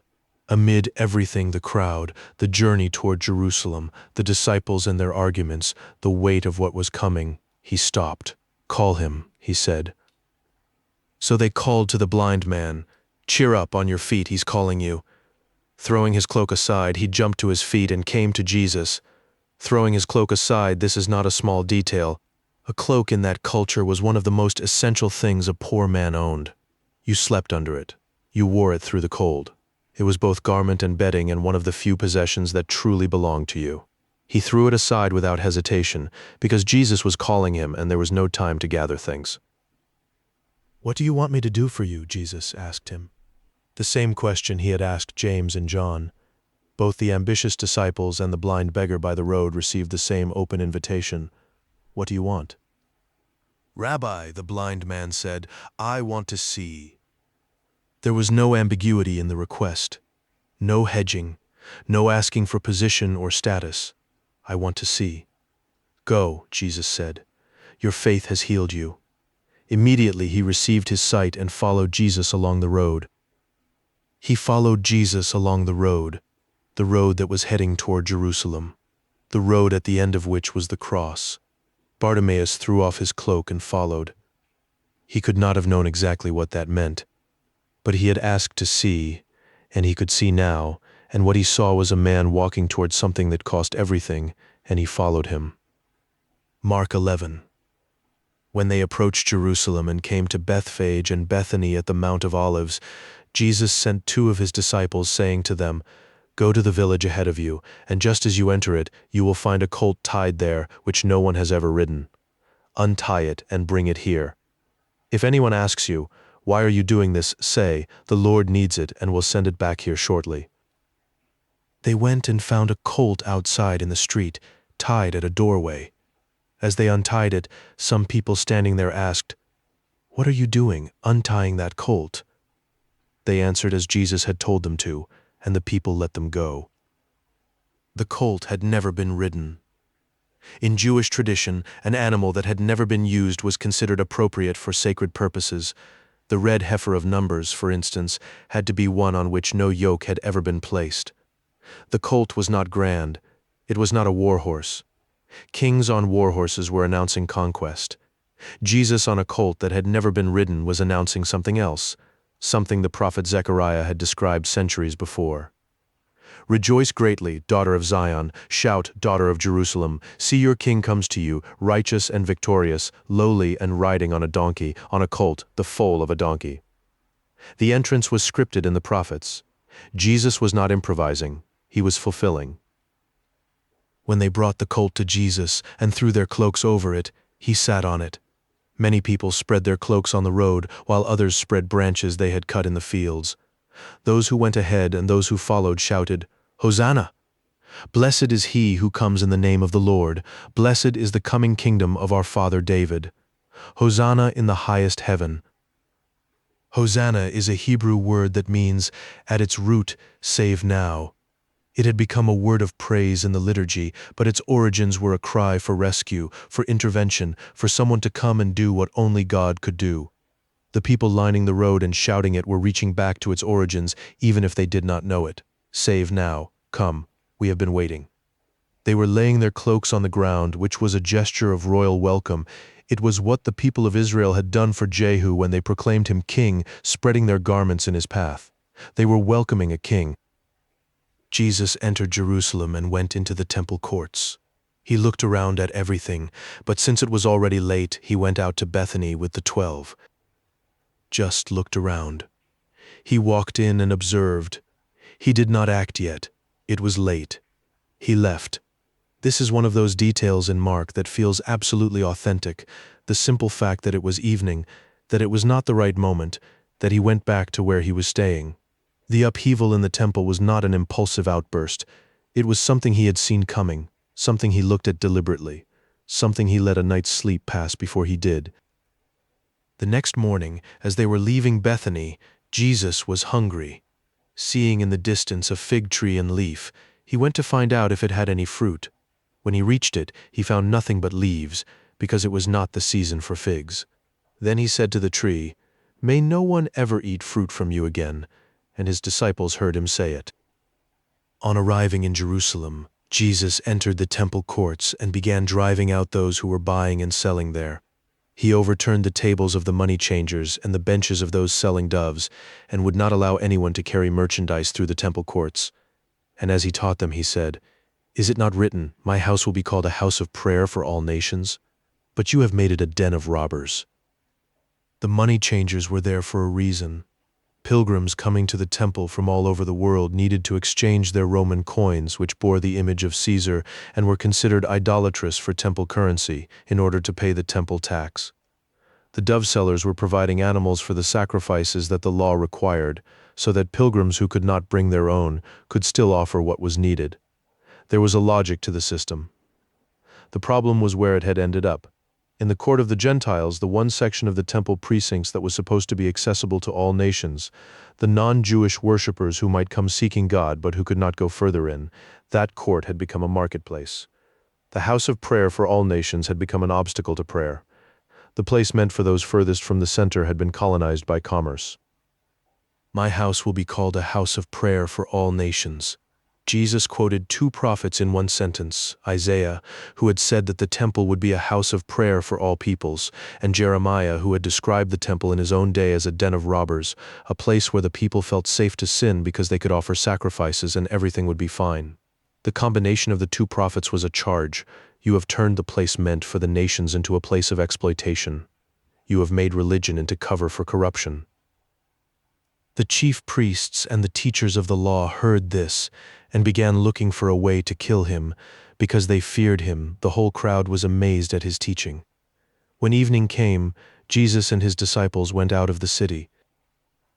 Feared him. Not feared for him, not worried about what would happen to him, feared him. His authority was a threat to theirs. His challenge to the temple system was a challenge to the entire structure that gave them power and income and identity. They had seen what he did. They had heard the crowd's response, and they began to plan. In the morning, as they walked along, they saw the fig tree withered from the roots. Peter remembered and said to Jesus, "Rabbi, look, the fig tree you cursed has withered. Have faith in God," Jesus answered. The fig tree is often read as an enacted parable about Israel, or more specifically about the temple establishment, impressive in its outward appearance, in leaf, giving the impression of fruitfulness, but bearing no fruit when the moment of need arrived. The tree in leaf in the wrong season, the temple full of activity but failing in its actual purpose, are held together in these 2 days of Mark's narrative. The cursing of the fig tree and the cleansing of the temple bracket each other.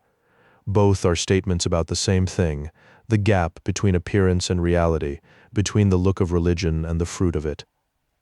"Truly I tell you," Jesus said, "if anyone says to this mountain, 'Go throw yourself into the sea,' and does not doubt in their heart but believes that what they say will happen, it will be done for them.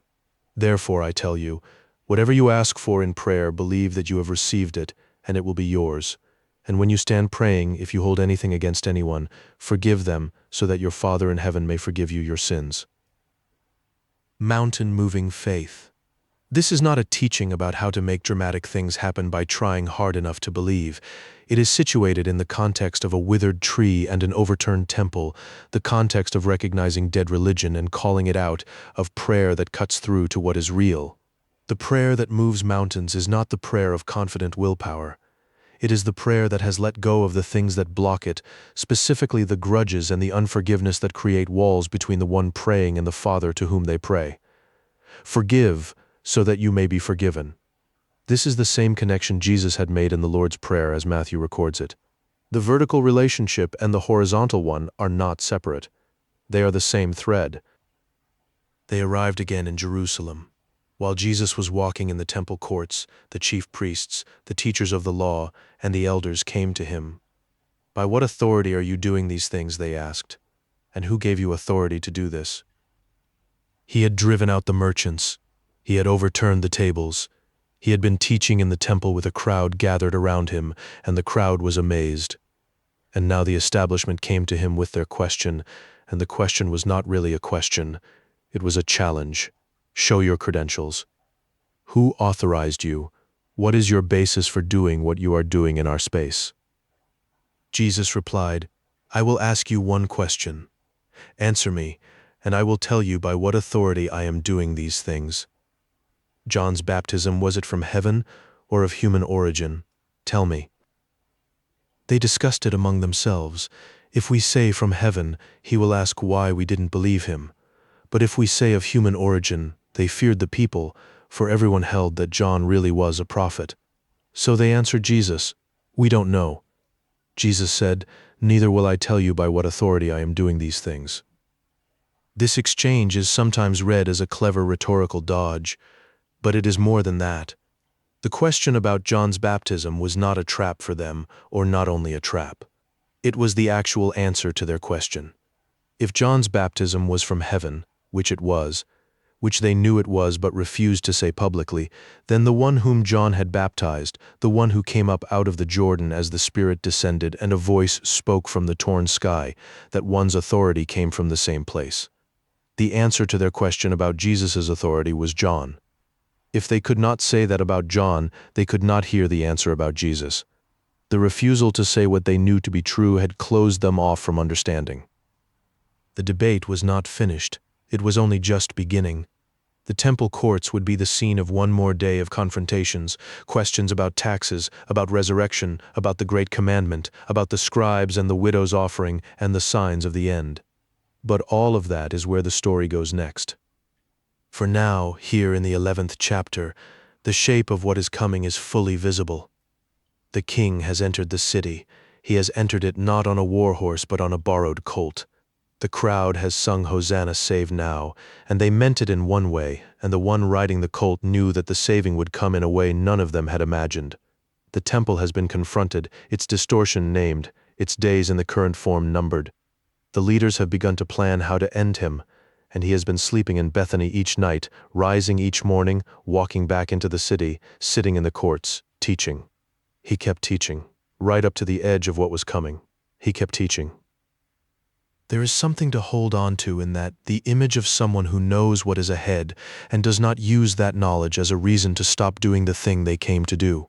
He had predicted his death 3 times on the way from Galilee. He had walked toward Jerusalem with his eyes open. He had entered knowing, and every morning he got up and walked back in and opened his mouth and taught the people who were gathering to hear him. The urgency of the story has not slowed, but there is something underneath the urgency now, something that was not present in the early chapters with their rapid movement from one shore to another. Something has settled into the story, a kind of gravity, the gravity of a person who has fully accepted what is coming and is using every remaining hour. Mark 12. He began to speak to them in parables. This is how chapter 12 opens, and the parable he told them was not a gentle one. It was the kind of story that made people feel the ground shift under their feet, the kind you could not hear without knowing that you were somewhere inside it, whether you wanted to be or not. A man planted a vineyard. Jesus said. He put a wall around it, dug a pit for the winepress, built a watchtower. Then he rented it to some farmers and went away on a journey. When harvest time came, he sent a servant to the tenants to collect from them some of the fruit of the vineyard, but they seized him, beat him, and sent him away empty-handed. Then he sent another servant to them. They struck this one on the head and treated him shamefully. He sent still another, and that one they killed. He sent many others. Some of them they beat, others they killed. He had one left to send, a son whom he loved. He sent him last of all, saying, "They will respect my son." But the tenants said to one another, "This is the heir. Come, let us kill him, and the inheritance will be ours." So they took him and killed him and threw him out of the vineyard. What then will the owner of the vineyard do? He will come and kill those tenants and give the vineyard to others. The parable was not subtle. The vineyard was a well-known image in the Hebrew scriptures, for Israel. Isaiah had used it, among others. The tenants were the religious leadership. The servants sent again and again to collect the fruit were the prophets, the long line of them who had been rejected and beaten and killed throughout Israel's history. The son was unmistakable, and the listeners knew all of this. Mark tells us that the chief priests, the teachers of the law, and the elders, the same group who had challenged his authority the previous day, looked for a way to arrest him, because they knew he had spoken the parable against them.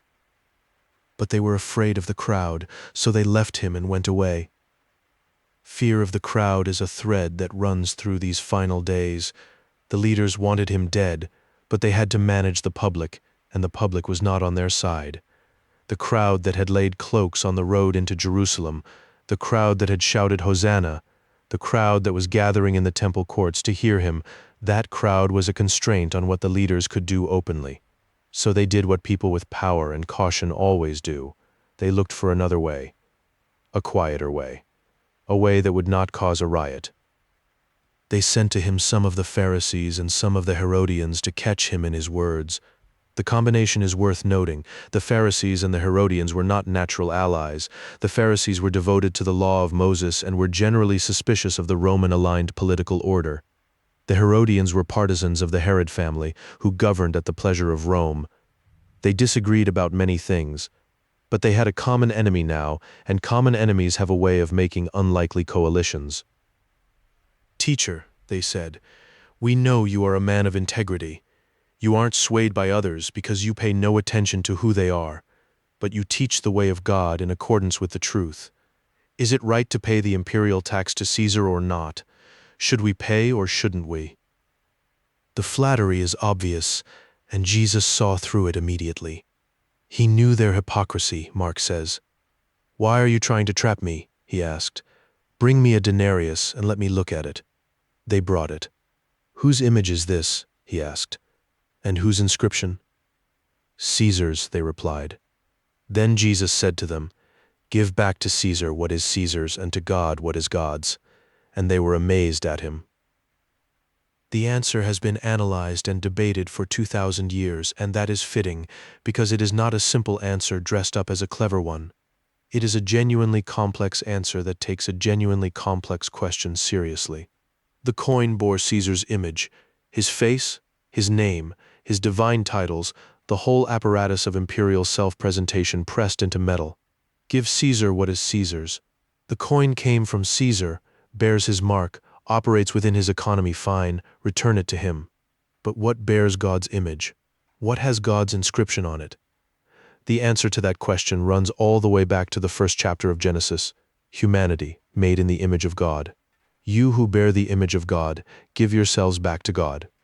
The whole of you, not just a tax, not a percentage. The self itself which was made in his image and belongs to him. The question was meant to trap him between political loyalty and religious fidelity. He refused the trap by making the stakes larger. Yes, there is a realm of Caesar coins, taxes, imperial administration. And there is a realm of God, everything that bears his image, which is everything that matters most. The answer was not a quiet compromise. It was a redrawing of the whole map. Then the Sadducees, who say there is no resurrection, came to him with a question. The Sadducees were the priestly aristocracy, the keepers of the temple, the theological conservatives who accepted only the first 5 books of Moses as scripture and who did not believe in the resurrection of the dead, since the concept is not explicitly present in the Torah. They posed a scenario. Teacher, Moses wrote for us that if a man's brother dies and leaves a wife but no children, the man must marry the widow and raise up offspring for his brother. Now there were 7 brothers.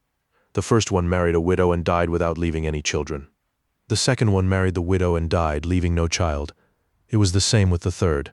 In fact, none of the 7 left any children. Last of all, the woman died too.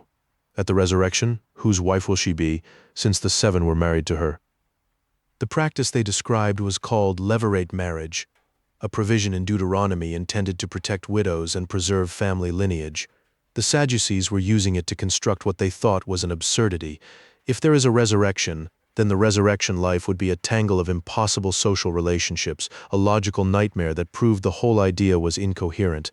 Jesus replied, "Are you not in error because you do not know the Scriptures or the power of God?" It is a direct statement, not a gentle suggestion. You are wrong, and here is why. You have underestimated both the text and the God the text describes. When the dead rise, he said, they will neither marry nor be given in marriage. They will be like the angels in heaven. You have constructed your objection around the assumption that resurrection life is just extended earthly life, with all of its institutions and arrangements carried forward. But it isn't. The categories that organize life here, marriage, inheritance, social obligation, are suited to a mortal world, a world where the continuation of the family depends on new generations being born, where death creates gaps that must be filled. In the resurrection, those conditions no longer apply. The question about 7 husbands assumes a continuity that does not exist.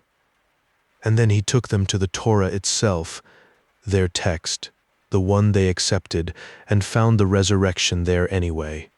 Now about the dead rising, have you not read in the book of Moses, in the account of the burning bush, how God said to him, "I am the God of Abraham, the God of Isaac, and the God of Jacob. He is not the God of the dead, but of the living." You are badly mistaken. The argument is elegant. When God spoke to Moses at the burning bush, Abraham, Isaac, and Jacob had been dead for centuries, and yet God identified himself as the God of Abraham, the God of Isaac, the God of Jacob, present tense. If they were simply gone, simply extinguished, that identification would be meaningless, even misleading.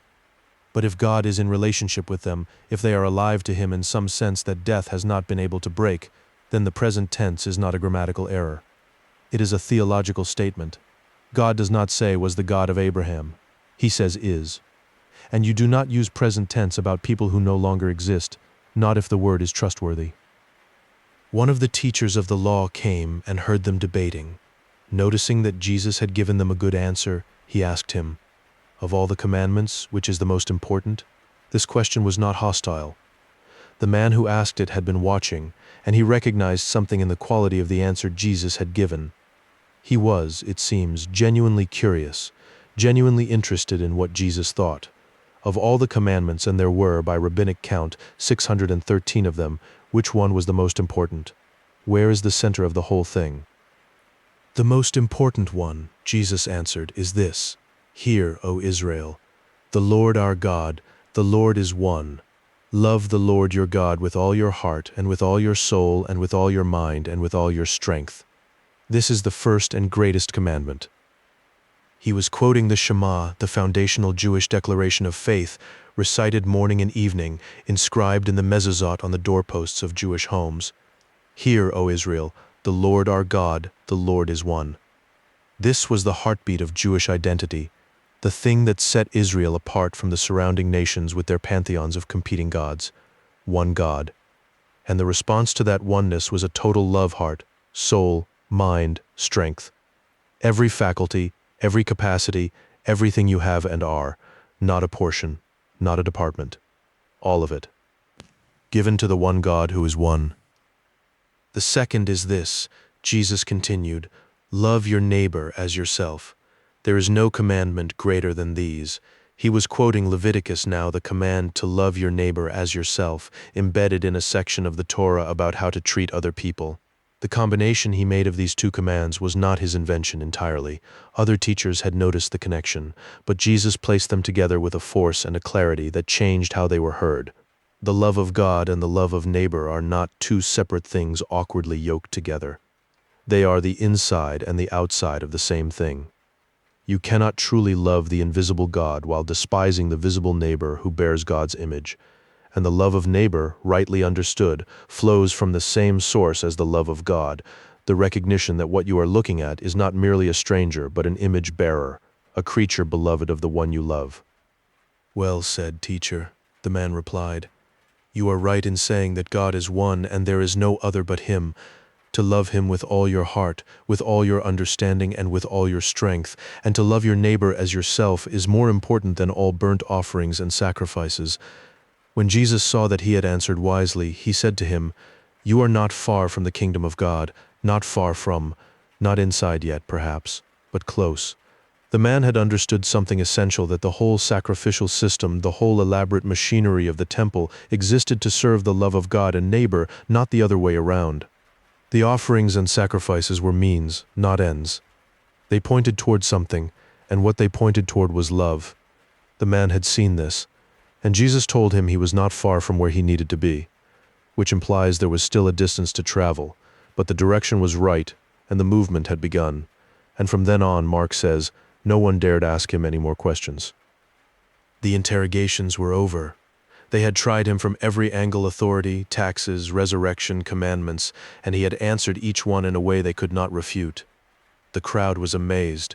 The leaders were furious and afraid, and they stopped asking, because asking kept producing answers they did not want to hear. Now Jesus was teaching in the temple courts. He asked, "How is it that the teachers of the law say that the Messiah is the son of David?" David himself, speaking by the Holy Spirit, declared, "The Lord said to my Lord, 'Sit at my right hand until I put your enemies under your feet.' David himself calls him Lord. How then can he be his son?" He was quoting Psalm 110, a psalm attributed to David in the tradition, and pointing to something that the scribal interpretation had not fully reckoned with. If the Messiah is simply David's descendant, a human king in the line of David, then why would David call him Lord?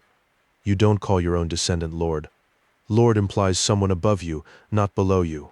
The standard expectation of the Messiah was a son of David in the political, genealogical sense, a new king who would restore the Davidic monarchy and free Israel from its enemies. Jesus was pressing on that expectation, asking whether it was adequate, whether the Messiah was something more than the tradition had quite worked out. He was not denying the connection to David.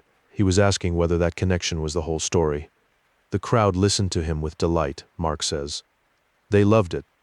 They may not have fully understood it, but they loved watching him think out loud, loved the way every conversation opened into something deeper. As he taught, Jesus said, "Watch out for the teachers of the law.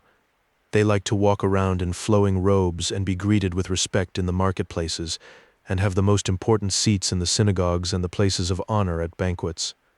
They devour widows' houses and for a show make lengthy prayers. These men will be punished most severely." It is a blunt indictment. The flowing robes, the marketplace greetings, the best seats, these were the markers of status and honor in the public culture of his world. The teachers of the law had, in this critique, confused the symbols of faithfulness with faithfulness itself. They had learned to perform religion in ways that brought them social benefit, and in doing so had forgotten what the performance was supposed to point to. The worst accusation, "devour widows' houses," was an economic one. The exact mechanism is debated, but the charge is clear. They were using their religious authority and perhaps their legal expertise to extract money from the most vulnerable people in their society. Widows who had no husband to advocate for them, no legal standing in most transactions, who depended on the charity of the community and the provisions of the law, those women were being exploited by the very people whose job it was to protect them. And then those same people would make lengthy prayers in public. The contrast was staggering: long prayers and empty houses, devout appearance and predatory practice. Jesus sat down opposite the place where the offerings were put and watched the crowd putting their money into the temple treasury.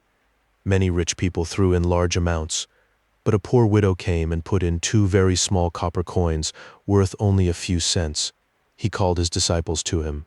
"Truly, I tell you," he said, "this poor widow has put more into the treasury than all the others. They all gave out of their wealth, but she, out of her poverty, put in everything, all she had to live on.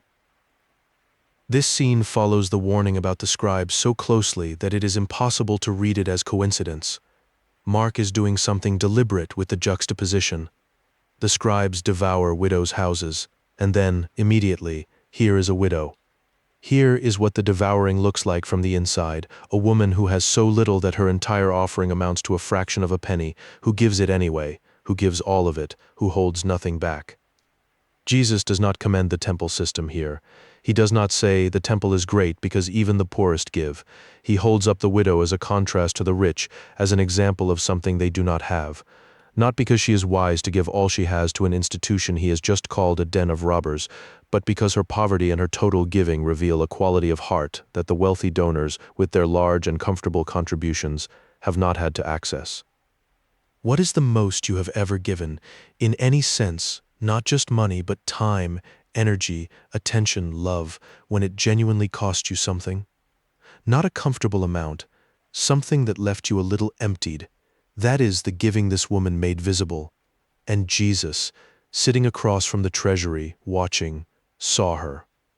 Out of all the people moving through that court that day, the rich with their visible contributions, the religious with their impressive robes, the crowds that had gathered to hear him, he saw her. He called his disciples over to make sure they saw her too. The temple, as it turned out, had one last thing to teach. And it was this: not the architecture, not the ceremonies, not the table of the money changers, or the benches of the dove sellers.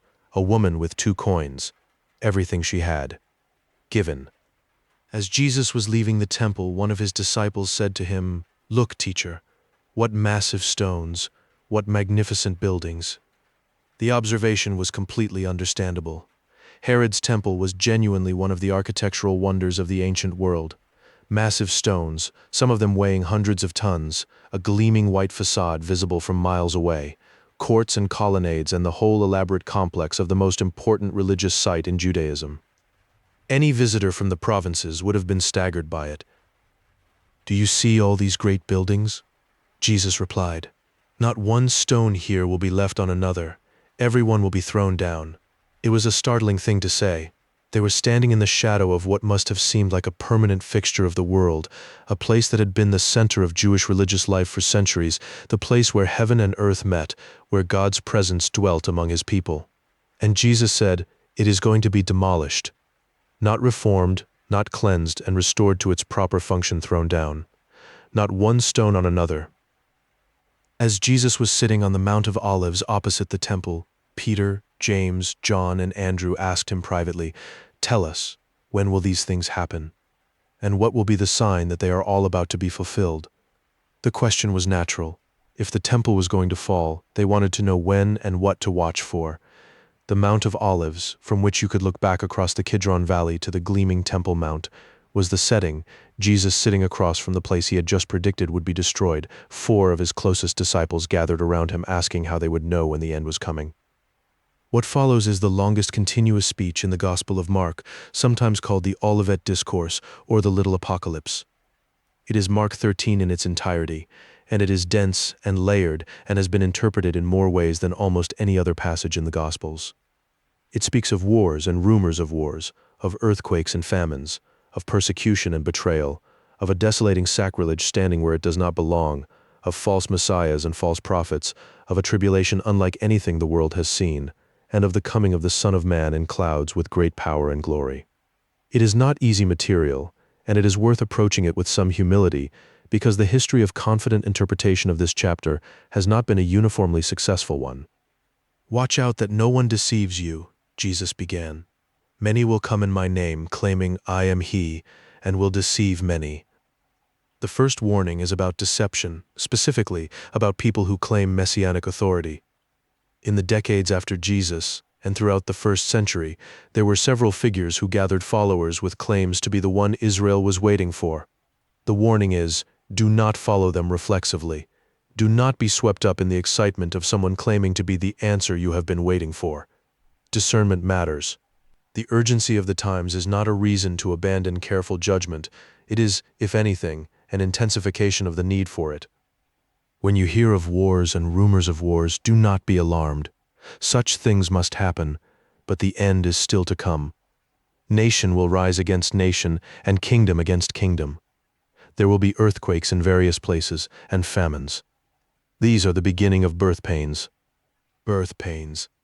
The metaphor is important.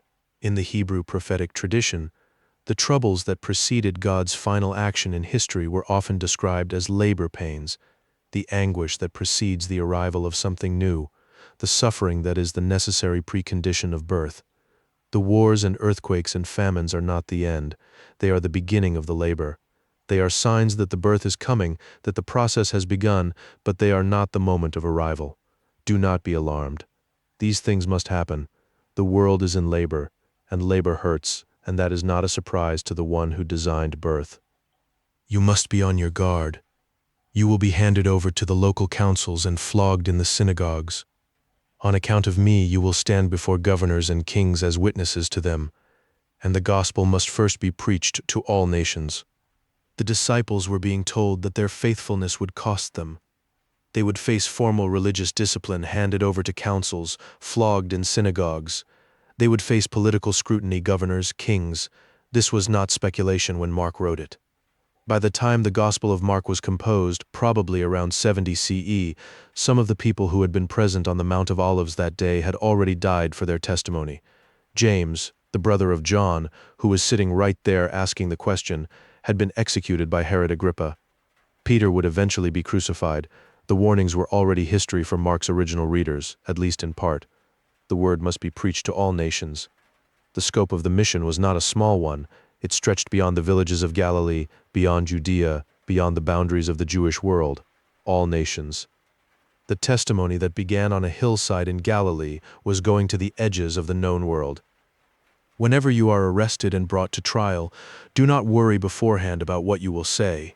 Just say whatever is given you to say at that time, for it will not be you speaking, but the Holy Spirit. The promise was not that they would escape the arrest. It was that in the moment of the arrest, in the moment of the trial, something would be available to them that was not their own cleverness or preparation. The Holy Spirit, the same Spirit that had descended on Jesus at the Jordan, that had driven him into the wilderness, that David had spoken by when he wrote the Psalms, that Spirit would be present in the moment of their testimony. They did not need to rehearse. They needed to be faithful to the moment, and the words would come. Brother will betray brother to death, and a father his child. Children will rebel against their parents and have them put to death. Everyone will hate you because of me, but the one who stands firm to the end will be saved. Family betrayal. This is the darkest line in the passage, the one that hits closest to the bone. The networks of loyalty and protection that structure human society, family above all, would be severed by the pressure of this allegiance. Not for everyone, not in every case, but enough that he felt it necessary to say, this could happen. This will happen for some of you. The one who stands firm to the end will be saved, not the one who avoided all suffering, not the one who made wise political calculations, the one who stood firm. Endurance, not immunity. Perseverance through whatever came, not escape from it. When you see the abomination that causes desolation standing where it does not belong, let the reader understand, then let those who are in Judea flee to the mountains. The phrase abomination of desolation comes from the book of Daniel, and it was used historically to refer to the desecration of the temple by Antiochus Epiphanes in 167 BCE, the erection of a pagan altar in the holy place, the sacrifice of pigs on the sacred ground, the suppression of Jewish worship. Daniel had used the phrase to describe a specific historical horror, and now Jesus was using it to describe something in the future. Let the reader understand this parenthetical aside, unusual in Mark's fast-moving narration, breaks the fourth wall slightly. It is a signal that the passage requires interpretive attention, that it is not simply a straightforward prediction, but something that must be read with care. How you read this passage depends in part on when you think it was written and what you think Jesus was predicting. In 70 CE, Roman forces under Titus destroyed the temple, literally throwing down every stone, just as Jesus had said, burning the great structure to the ground and carrying its treasures to Rome. Many scholars read the abomination of desolation as referring to this event. the Roman armies surrounding and desecrating Jerusalem, the emperor's image in the holy place, the horror of the siege. Others read it as pointing towards something still future.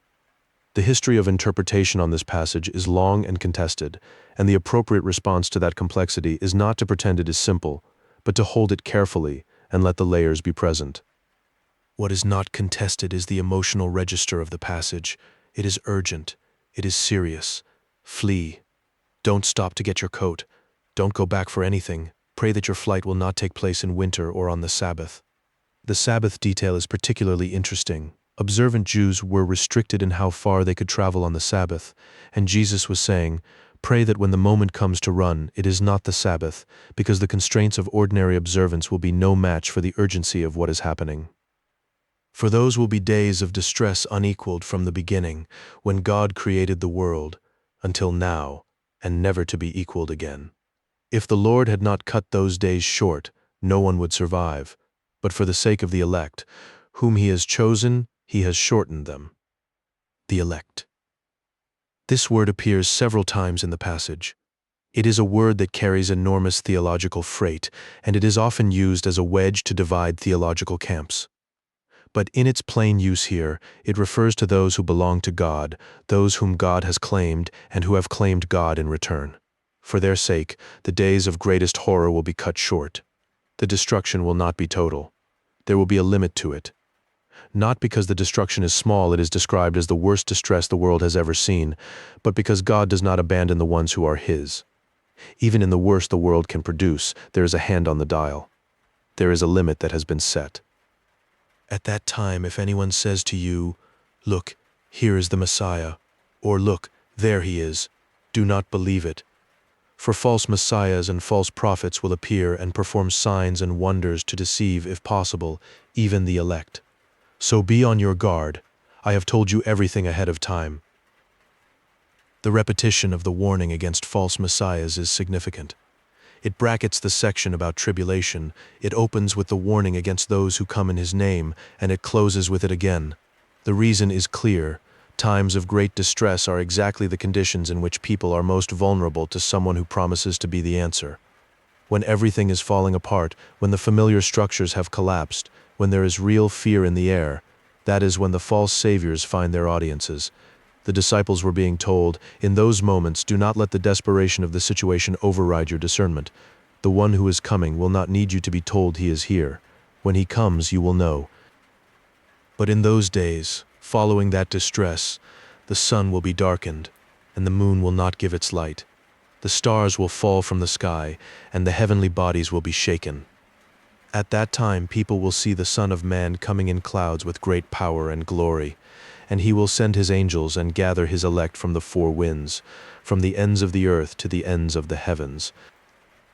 This is the language of the Hebrew prophets, Isaiah, Ezekiel, Joel, Daniel, the language they used to describe the great turning points of history, the moments when the structures of the old world gave way to something new. The sun and moon and stars in prophetic literature often represent the powers that order human society, empires, governments, the celestial hierarchy that paralleled and legitimized the earthly one. When God moves decisively in history, those powers tremble, the heavenly bodies shake, and then the Son of Man. Daniel's vision of one like a Son of Man coming with the clouds of heaven, coming before the Ancient of Days and receiving dominion and glory and a kingdom that would never be destroyed. Jesus had applied that title to himself from the beginning. Here, at the end of his public teaching, he was applying it to his return, to the moment when the vindication that had been promised would become visible, when the gathering of the scattered would be complete, when the elect would be brought in from the four winds. "Now learn this lesson from the fig tree," Jesus said. "As soon as its twigs get tender and its leaves come out, you know that summer is near.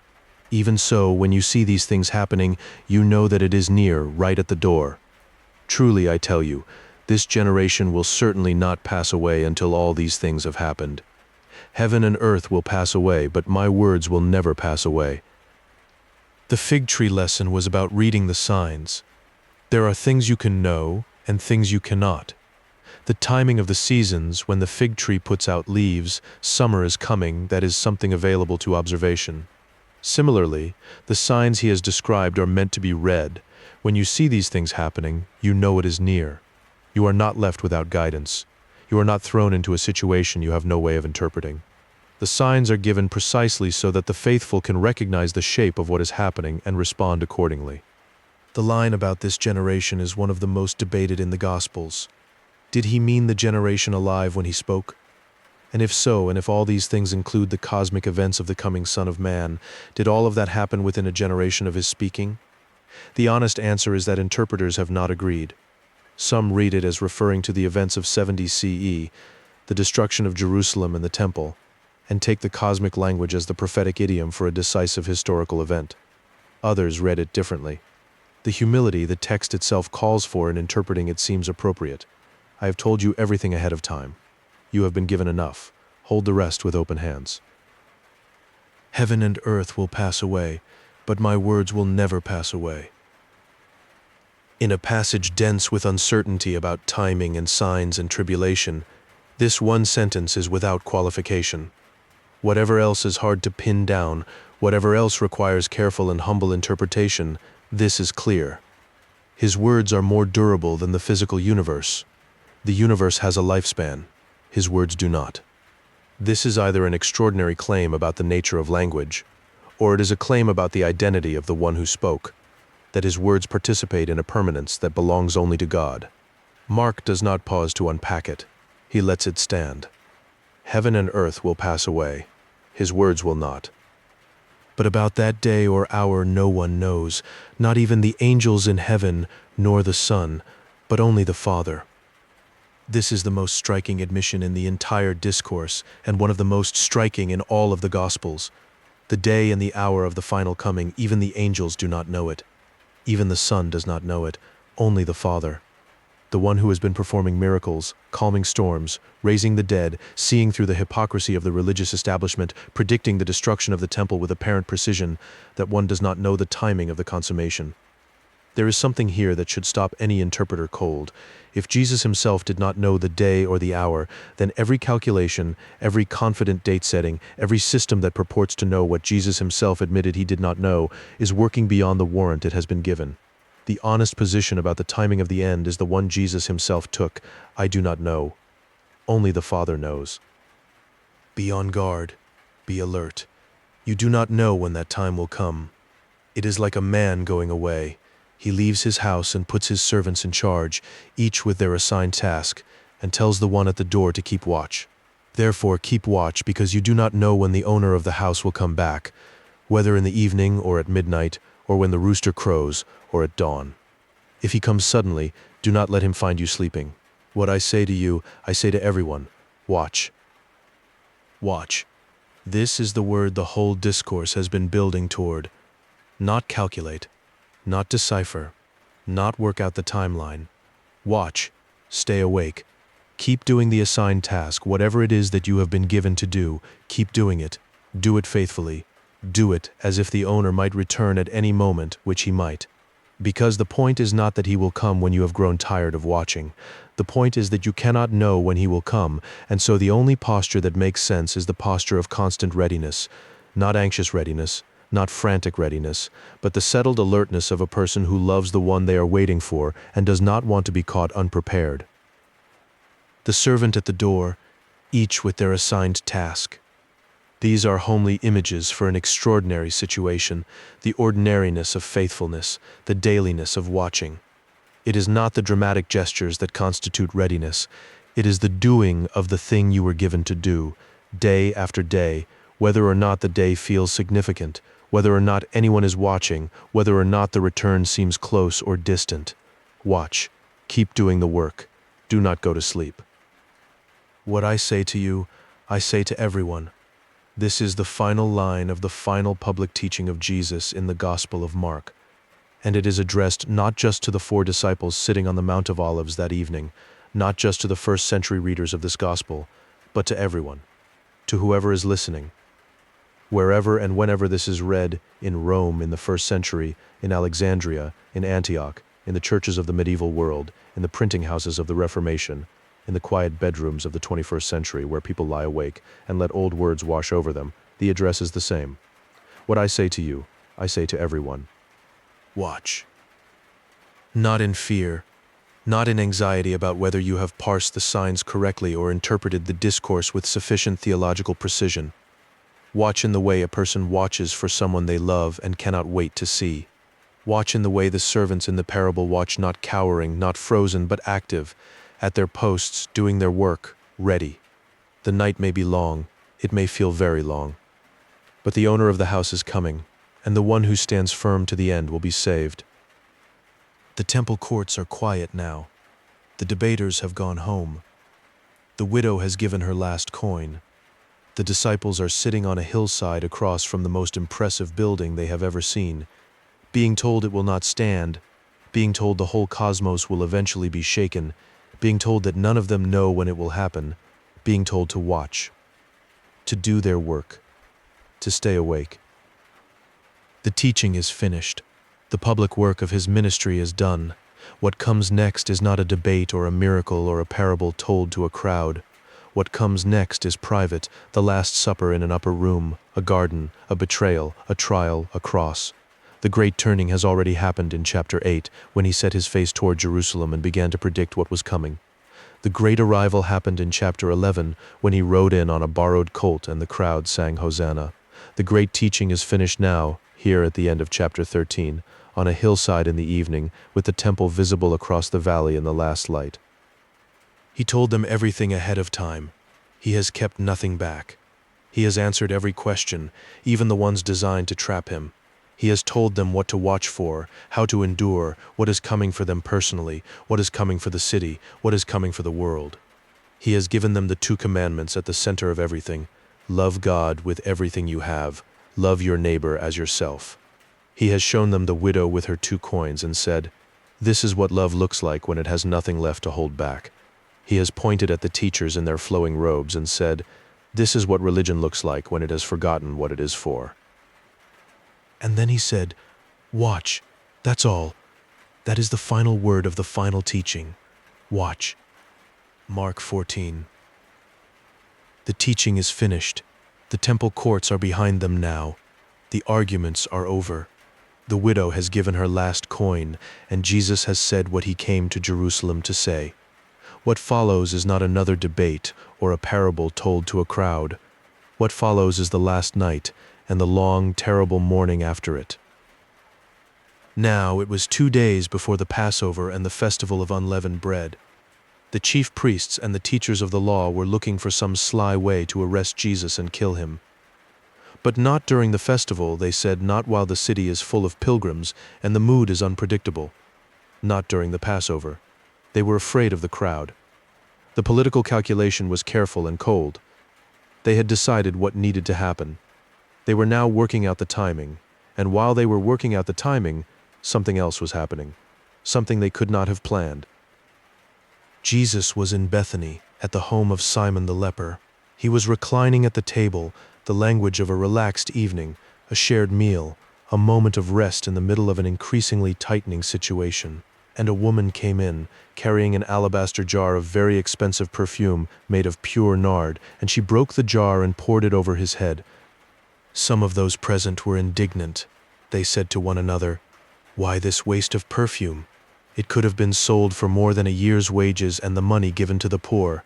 And they rebuked her harshly. The math is not wrong. A year's wages was an enormous sum. The perfume was genuine, the jar was expensive, and the pouring of it over someone's head at a dinner table was extravagant in a way that bordered on reckless. The objection makes sense. You can follow the logic of it entirely and still have missed the point. "Leave her alone," Jesus said. "Why are you bothering her? She has done a beautiful thing to me. The poor you will always have with you, and you can help them any time you want, but you will not always have me. She did what she could. She poured perfume on my body beforehand to prepare for my burial." That phrase, "she did what she could," is among the most generous things Jesus ever said about anyone in the Gospels. Not, "she did something impressive." Not, "she fulfilled a prophecy." Not even, "she understood what was coming." She did what she could. She brought what she had, the most valuable thing she owned, and she gave it all, without holding anything back, and she did it now, in this moment, while there was still time. She did not know, perhaps, the full theological meaning of what she was doing. But she acted, and she acted lavishly, and she acted in love, and he received it as an act of preparation. Someone was getting him ready for what was coming, even if she did not fully know what that was. "Truly I tell you," Jesus said, "wherever the gospel is preached throughout the world, what she has done will also be told, in memory of her." Mark does not give us her name. He gives us what she did, and the promise that it would be remembered. This is one of the strangest and most beautiful inversions in a gospel full of inversions. The powerful men plotting in their chambers, the chief priests with their careful timing and their political calculations, their names are remembered mostly as obstacles and antagonists. The woman with the alabaster jar, the one who was scolded by the people in the room, the one who gave everything and said nothing in her own defense. Jesus promised she would be remembered everywhere the story was told. And here we are, telling the story. Then Judas Iscariot, one of the 12, went to the chief priests to betray Jesus to them. They were delighted and promised to give him money. He watched for an opportunity to hand him over. Mark gives us almost nothing about Judas's motivation, no inner monologue, no background, no explanation of what had gone wrong or when the decision had been made. He simply went. The timing, placed by Mark immediately after the anointing, carries its own weight. One person pours everything she has onto Jesus in an act of extravagant love, and then one of the 12 men who have been closest to him, who have shared his table and heard his teaching and watched his miracles, goes to arrange his capture. The contrast does not need to be commented on. On the first day of the festival of unleavened bread, when it was customary to sacrifice the Passover lamb, his disciples asked him, "Where do you want us to go and make preparations for you to eat the Passover?" The Passover was the center of Jewish memory and Jewish identity, the commemoration of the night in Egypt when the angel of death passed over the houses marked with blood, when Pharaoh's grip on the people finally broke, when the long slavery ended and the impossible journey toward freedom began. Every year at Passover, Jewish families gathered around a table and retold the story and ate the symbolic foods and asked the children's question, "Why is this night different from all other nights and remembered?" Jesus was going to eat this meal. He was going to eat it with his 12 disciples, and he was going to turn it into something it had not been before, though perhaps it had always been pointing toward. He sent 2 of his disciples ahead. "Go into the city," he told them, "and a man carrying a jar of water will meet you. Follow him. Whatever house he enters, say to the owner, 'The teacher asks, where is my guest room, where I may eat the Passover with my disciples?' He will show you a large room upstairs, furnished and ready.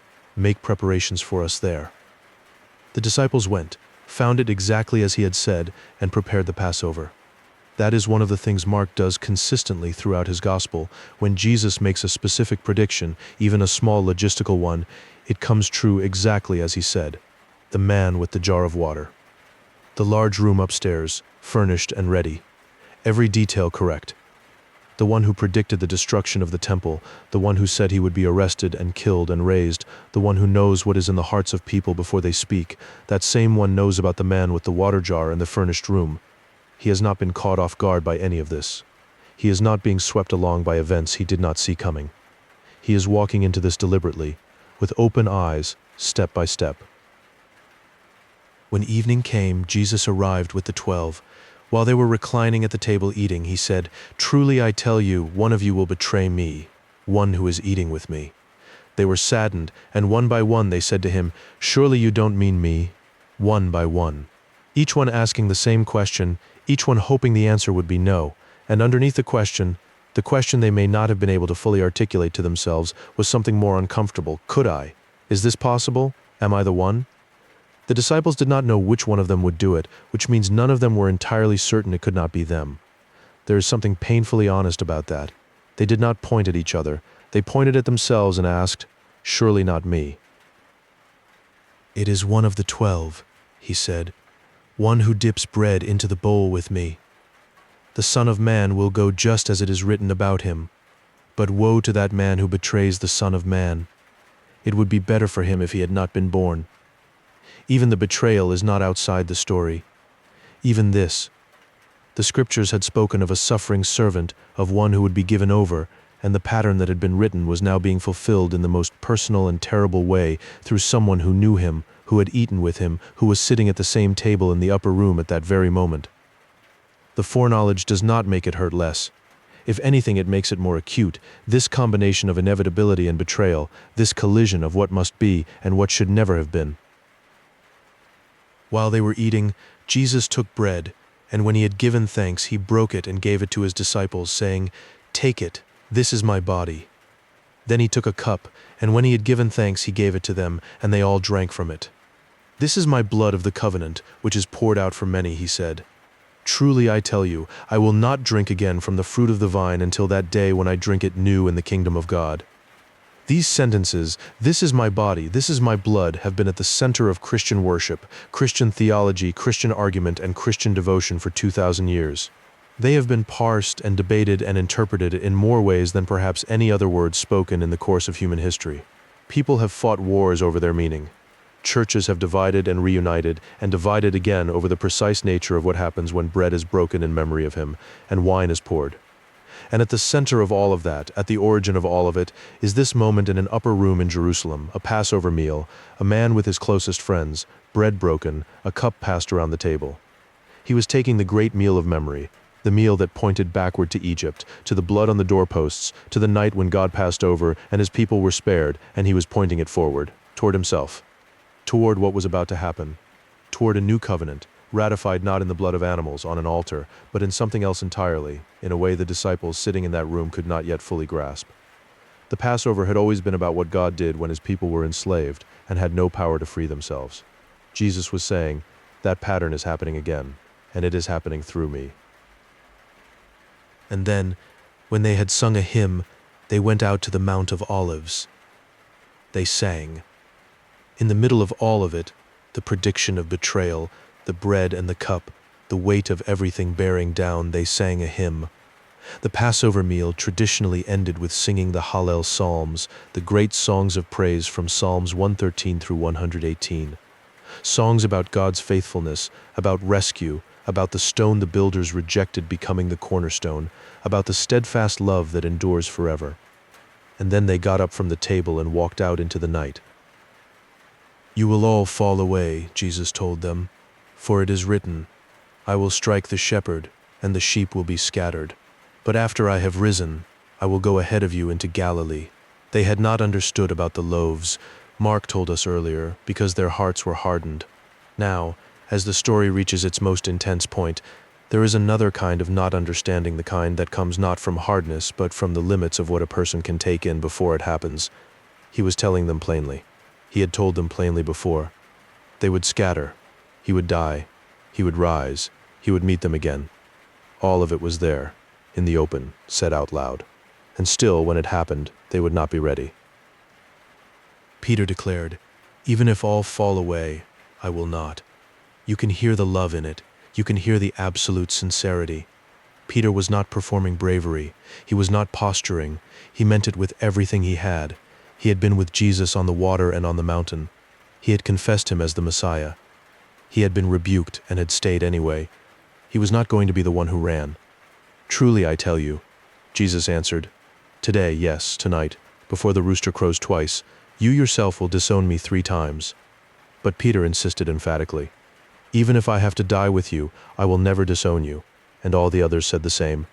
They meant it. That is important. They were not cowards in that upper room.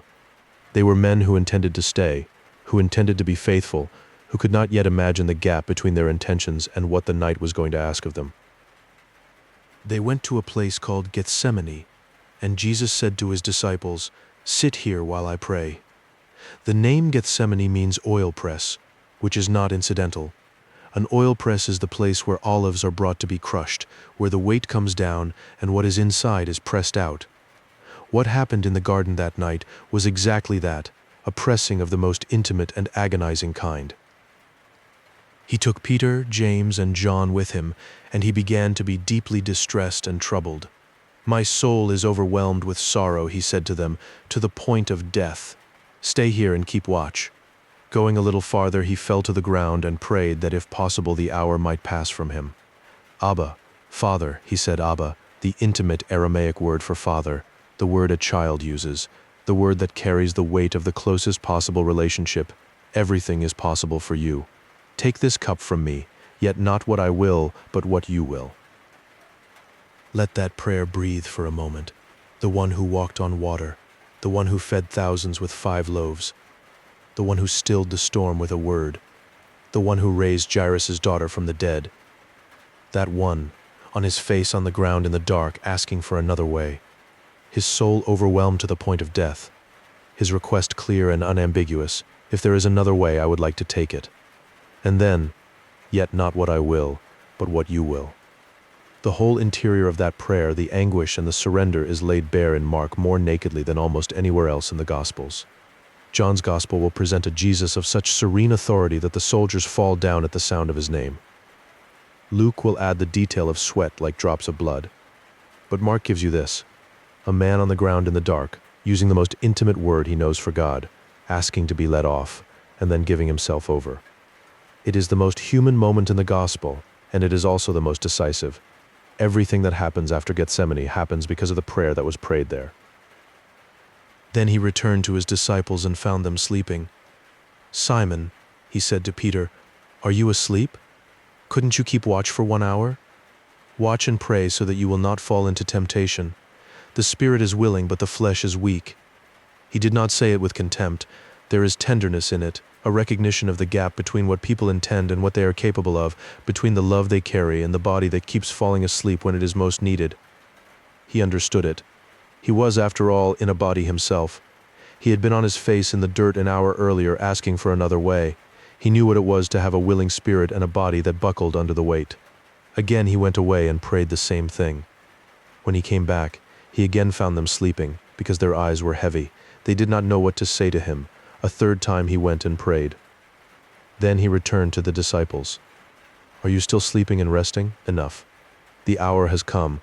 Look, the Son of Man is delivered into the hands of sinners. Rise, let us go. Here comes my betrayer."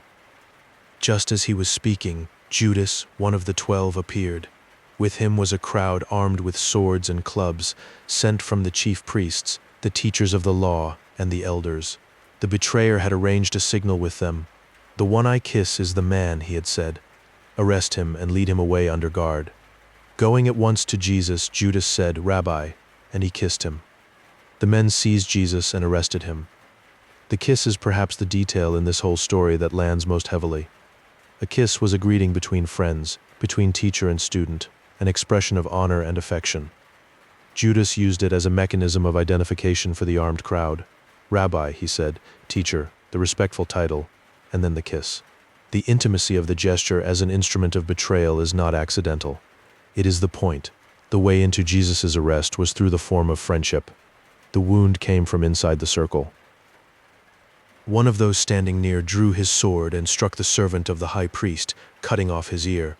Mark does not tell us who did it. He does not tell us the name of the servant. He gives us the violence, quick and clumsy, the desperate and useless gesture of someone who did not understand what was happening and thought a sword would help. Jesus said to them, "Am I leading a rebellion, that you have come out with swords and clubs to capture me? Every day I was with you, teaching in the temple courts, and you did not arrest me. But the scriptures must be fulfilled. He was in the garden they knew he went to. He had been teaching openly in the temple for days, and they had not moved against him there.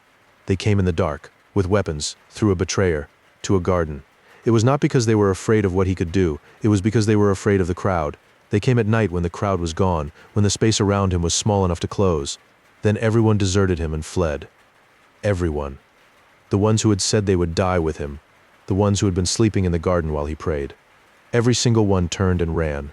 Mark records this without softening it, without explanation, without a narrative exit that preserves any of their dignity. There is one more detail that Mark adds here, and it appears only in his gospel. A young man, wearing nothing but a linen garment, was following Jesus. When they seized him, he fled naked, leaving his garment behind.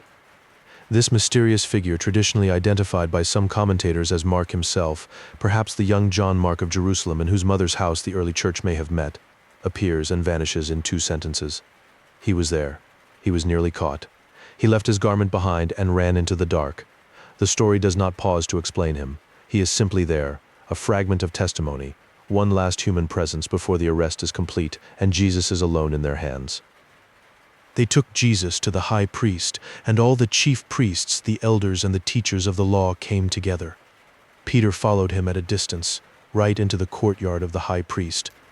There he sat with the guards and warmed himself at the fire. Peter is still there. He ran, but he did not run all the way. He followed at a distance which is not nothing, but it is not the same as the closeness he had promised. He sat with the guards around the fire and warmed himself. The warmth of the fire and the company of the guards and the distance of his following, these details are precise and human and heartbreaking. The chief priests and the whole Sanhedrin were looking for evidence against Jesus so that they could put him to death, but they did not find any. Many testified falsely against him, but their statements did not agree. The trial was not clean. The evidence was contradictory. The witnesses could not get their stories straight. The people who had decided that Jesus needed to die were having difficulty manufacturing a coherent legal case for it. The mechanism of law was proving insufficient even to produce a convincing pretext. Then some stood up and gave this false testimony against him. We heard him say, "I will destroy this temple made with human hands, and in 3 days will build another, not made with hands." Yet even then, their testimony did not agree. He had said something about the temple, and 3 days, that much was remembered. But what he had actually said, and what it meant, was not something they had understood when he said it, and it was not something the false witnesses could reconstruct coherently. The truth, as it often does, resisted being bent into the shape the trial required. Then the high priest stood up before them and asked Jesus, "Are you not going to answer? What is this testimony that these men are bringing against you?" But Jesus remained silent and gave no answer. He had answered questions throughout the Gospel of Mark, answered the Pharisees and the Herodians and the Sadducees and the scribes, answered every challenge and every trick question and every genuine inquiry with a clarity and authority that had left his questioner speechless. Here, before the council that had already decided his fate, he was silent. Not because he had nothing to say, because there was nothing to say that would change anything. The verdict had been reached before the proceedings began. His silence was not weakness. It was the silence of someone who had already spoken everything that needed to be spoken. Again the high priest asked him, "Are you the Messiah, the Son of the Blessed One?" And here Jesus speaks. "I am," he said, "and you will see the Son of Man sitting at the right hand of the Mighty One and coming on the clouds of heaven." 2 words. The most direct and unambiguous statement of identity in the Gospel of Mark. Every other time someone has approached the question of who he is, Jesus has deflected or reframed or told them to keep it quiet. Here, before the people who will use the answer to kill him, he does not deflect. He says, "I am."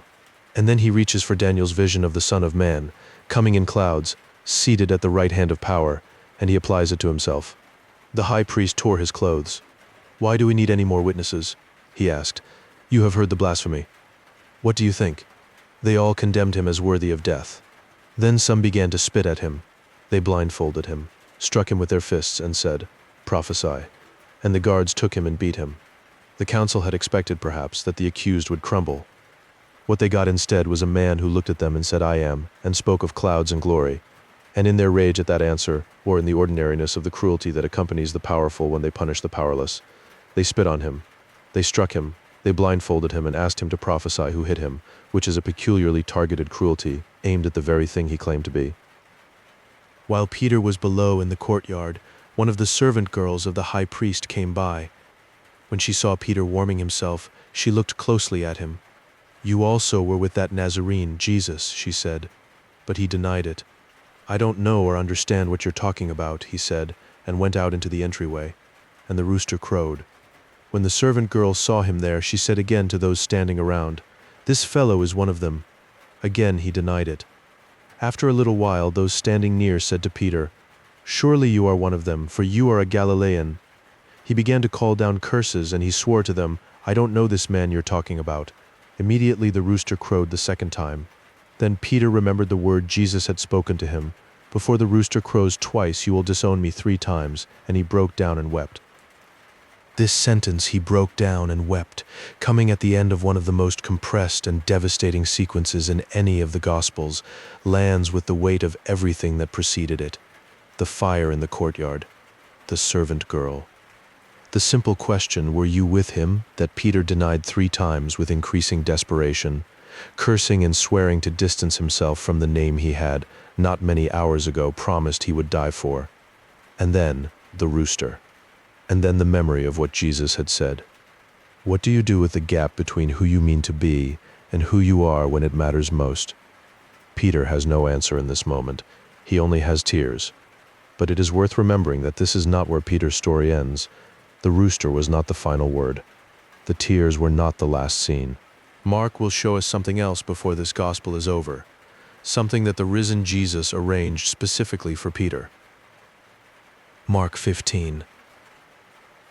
Very early in the morning, the chief priests, with the elders, the teachers of the law, and the whole Sanhedrin, made their plans. So they bound Jesus, led him away, and handed him over to Pilate. Pontius Pilate was the Roman prefect of Judea, the governor, the representative of the empire in this particular corner of the world. The Jewish council had the authority to conduct their own religious proceedings and to enforce certain aspects of Jewish law, but they did not have the authority to carry out an execution. For that they needed Rome, for that they needed Pilate, and so they handed Jesus over. "Are you the king of the Jews?" Pilate asked. "You have said so," Jesus replied. He is not claiming the kingship the way Pilate would have understood it, not claiming military or political authority, not positioning himself as a rival to Caesar, but he is not denying it either. He is letting the question hang in the air with the strange weight it carries when you are not sure what the person asking it is actually asking. The chief priests accused him of many things, so again Pilate asked him, "Aren't you going to answer? See how many things they are accusing you of." But Jesus still made no reply, and Pilate was amazed. Amazed is the word Mark uses for people who encounter something they cannot fit into any category they already have. Pilate, who had dealt with countless accused men, who understood power and political manipulation and how people behaved when their lives were on the line, Pilate looked at this one and was amazed, because the silence in front of a Roman governor, with a cross waiting at the end of the corridor, was not the silence of fear or defeat. It was something else, and Pilate could not quite name it. Now it was the custom at the festival to release a prisoner whom the people requested. A man called Barabbas was in prison with the insurrectionists who had committed murder in the uprising. The crowd came up and asked Pilate to do for them what he usually did. "Do you want me to release to you the king of the Jews?" Pilate asked, knowing it was out of self-interest that the chief priests had handed Jesus over to him. But the chief priests stirred up the crowd to have Pilate release Barabbas instead. "What shall I do then with the one you call the king of the Jews?" Pilate asked them. "Crucify him," they shouted. "Why? What crime has he committed?" Pilate asked. But they shouted all the louder, "Crucify him." Wanting to satisfy the crowd, Pilate released Barabbas to them. He had Jesus flogged and handed him over to be crucified. Flogged. The word is clinical. The reality was not. Roman flogging, what the Latin sources call verberatio, was brutal in a way that is difficult to describe in language that does not either trivialize it or become so graphic as to be obscene. The instrument was a whip embedded with bone or metal. The purpose was to weaken the condemned before crucifixion, partly to speed the process of dying, partly as an additional punishment. Men died from flogging alone. That this is a single word in Mark's account, flogged, is itself a kind of mercy. Mark does not linger here. He keeps moving. The story does not pause to inventory the suffering. It keeps walking toward what is coming. The soldiers led Jesus away into the palace and called together the whole company of soldiers. They put a purple robe on him, then twisted together a crown of thorns and set it on him. And they began to call out to him, "Hail, King of the Jews!" Again and again they struck him on the head with a staff and spat on him. Falling on their knees, they paid homage to him. And when they had mocked him, they took off the purple robe and put his own clothes on him. Then they led him out to crucify him. The irony of the mockery is painful and deep. They dressed him as a king, as a parody of a king, and paid homage as a parody of homage, and called him king as a taunt. And the Gospels claim, Mark's claim from the very first line, the good news of Jesus the Messiah, the Son of God, is that the parody was the truth. The thorns and the purple robe and the kneeling and mockery were aimed at a man who actually was everything they were pretending he was, and more. The soldiers did not know what they were enacting. They were doing it as a joke, but they were enacting something real. A certain man from Cyrene, Simon, the father of Alexander and Rufus, was passing by on his way in from the country, and they forced him to carry the cross. He was presumably coming into the city from a field, going about whatever he was going about, when the procession crossed his path and the soldiers pressed him into service. Cyrene was a city in North Africa with a significant Jewish population, and he may have been a Jewish pilgrim in Jerusalem for the Passover. He carried the cross the rest of the way to the place of execution. Mark identifies him as the father of Alexander, and Rufus, names that must have meant something to his original audience, names of people apparently known in the early communities where this gospel was circulated. Simon of Cyrene is named, and his sons are named, because they were remembered. Because what happened that day changed them. They brought Jesus to the place called Golgotha, which means the place of the skull. Then they offered him wine mixed with myrrh, a mild analgesic, something to dull the pain of what was coming, but he did not take it. Whatever the reasons, and they are not spelled out, he was going through what was coming fully present, without the edge taken off. He would be there for all of it, and they crucified him. 4 words. After all of the build-up, all of the prediction, all of the passion narrative with its layers of betrayal and trial and mockery, 4 words. They crucified him. Mark does not describe the act, he does not dwell in the mechanics of it, he states the fact. They crucified him. And then he moves to the details around it, the time, the notice, the people, the darkness, because the central fact has been stated, and it cannot be unsaid. Dividing up his clothes, they cast lots to see what each would get. It was 9 in the morning when they crucified him. The written notice of the charge against him read, "The King of the Jews." They crucified 2 rebels with him, one on his right and one on his left. Those who passed by hurled insults at him, shaking their heads and saying, "So, you who are going to destroy the temple and build it in 3 days, come down from the cross and save yourself." In the same way the chief priests and the teachers of the law mocked him among themselves. He saved others, they said, but he can't save himself. Let this Messiah, this King of Israel, come down now from the cross, that we may see and believe. Those crucified with him also heaped insults on him. At noon, darkness came over the whole land until 3 in the afternoon. And at 3 in the afternoon Jesus cried out in a loud voice, "Eloi, Eloi, lema sabachthani," which means, my God, why have you forsaken me?" He is quoting Psalm 22. The opening line of a psalm that begins in absolute desolation, my God, why have you forsaken me?" and moves through anguish and abandonment toward a declaration of God's faithfulness and the praise of the whole earth. Whether Jesus was praying the whole psalm in his mind, or whether he was simply present in the cry of that opening line, is something the text does not resolve. What it gives us is this: in the worst moment he called out. He did not pray in a controlled and orderly fashion. He cried out in a loud voice the ancient words of a man who felt entirely abandoned by God. When some of those standing near heard this, they said, "Listen, he's calling Elijah." They misheard. The Aramaic Eloi, my God, was close enough to Elijah that in the noise and confusion and the state of things at the foot of a cross, someone thought he was calling for the prophet. There is something unbearably sad about that small miscommunication, a man crying out in the oldest language of desolation, and the people nearby wondering if he was calling for a rescuer who would not come. Someone ran, filled a sponge with wine vinegar, put it on a stick, and offered it to Jesus to drink. "Now leave him alone," he said. "Let's see if Elijah comes to take him down." Elijah did not come. With a loud cry, Jesus breathed his last. The curtain of the temple was torn in 2 from top to bottom. This curtain was the great veil that separated the outer courts from the Holy of Holies, the innermost sanctuary, the place where the presence of God dwelled according to the tradition, the place so sacred that only the high priest could enter it, and only once a year, on the Day of Atonement, with blood. When Jesus died, that curtain tore, from top to bottom, not from the bottom up, which might suggest human hands pulling at it, but from top to bottom, as if something from the other side of it had moved. The separation between the presence of God and the access of human beings was no longer intact. Whatever the curtain had been protecting, whatever it had been marking as off-limits, as too holy for ordinary approach, the moment of Jesus' death is presented as the moment that barrier was undone. And when the centurion who stood there in front of Jesus saw how he died, he said, "Surely this man was the Son of God." A centurion, an officer commanding roughly 80 men, a man who had presided over executions, who had seen what death looked like up close many times, who was not a person given to sentiment or superstition. This man, standing in front of the cross, watching the way Jesus died, made the declaration.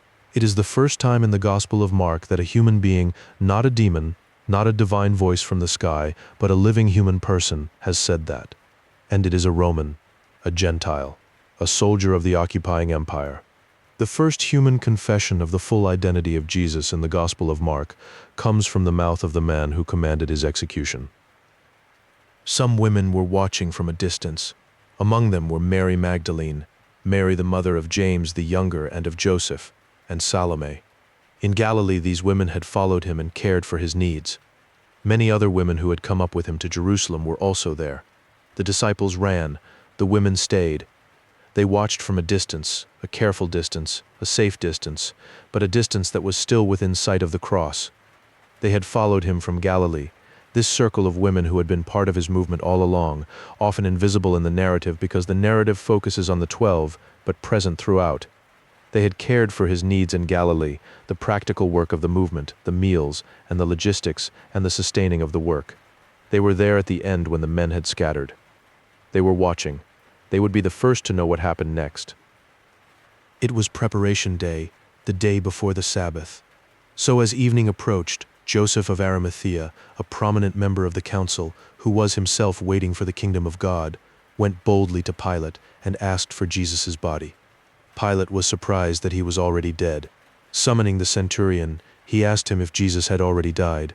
When he learned from the centurion that it was so, he gave the body to Joseph. So Joseph bought some linen cloth, took down the body, wrapped it in the linen, and placed it in a tomb cut out of rock. Then he rolled a stone against the entrance of the tomb. Mary Magdalene and Mary, the mother of Joseph, saw where he was laid. The stone rolled against the entrance of the tomb. The body wrapped in linen. The tomb cut out of rock. These are concrete, physical details. Mark is making sure you understand that this actually happened, not as a spiritual metaphor or a symbolic narrative, but as an event in the world, a body in a tomb, a stone rolled across the entrance, two women watching from close enough to see exactly where he was laid. The Sabbath was coming. The sun was going down. Jerusalem was preparing for the day of rest that the law required. And in a tomb cut into the rock outside the city, the one who had stilled the storm and fed the thousands and raised the dead was wrapped in linen and sealed behind a stone.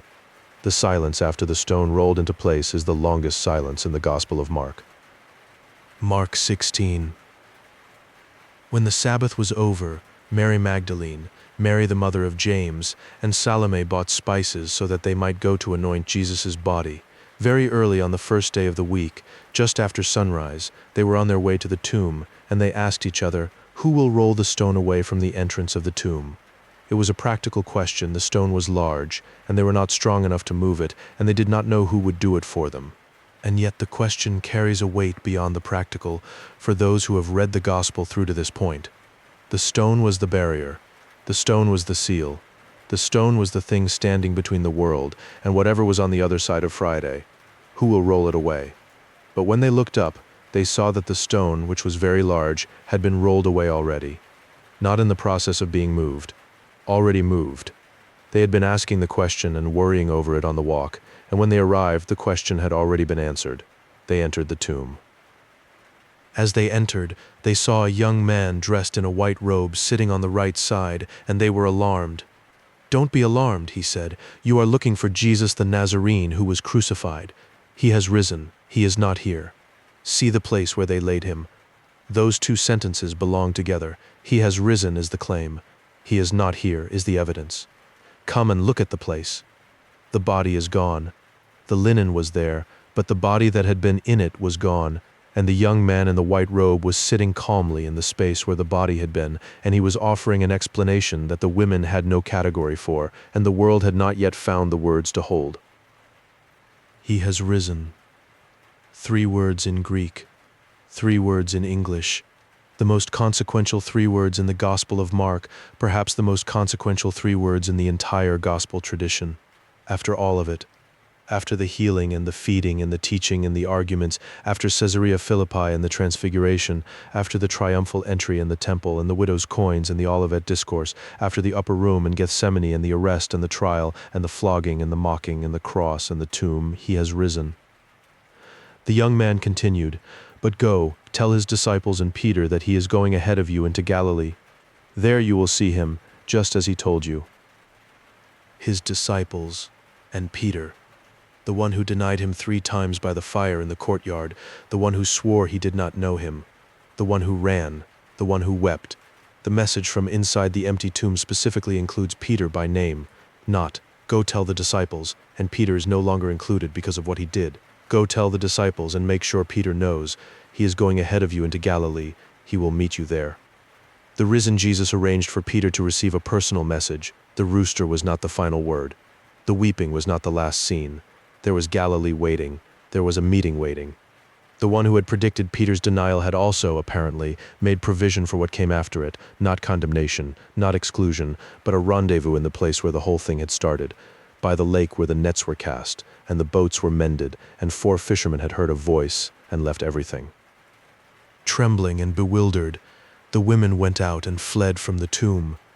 They said nothing to anyone because they were afraid. And here the earliest manuscripts of the Gospel of Mark end. This is the ending that the oldest and most reliable texts preserve. The women fled.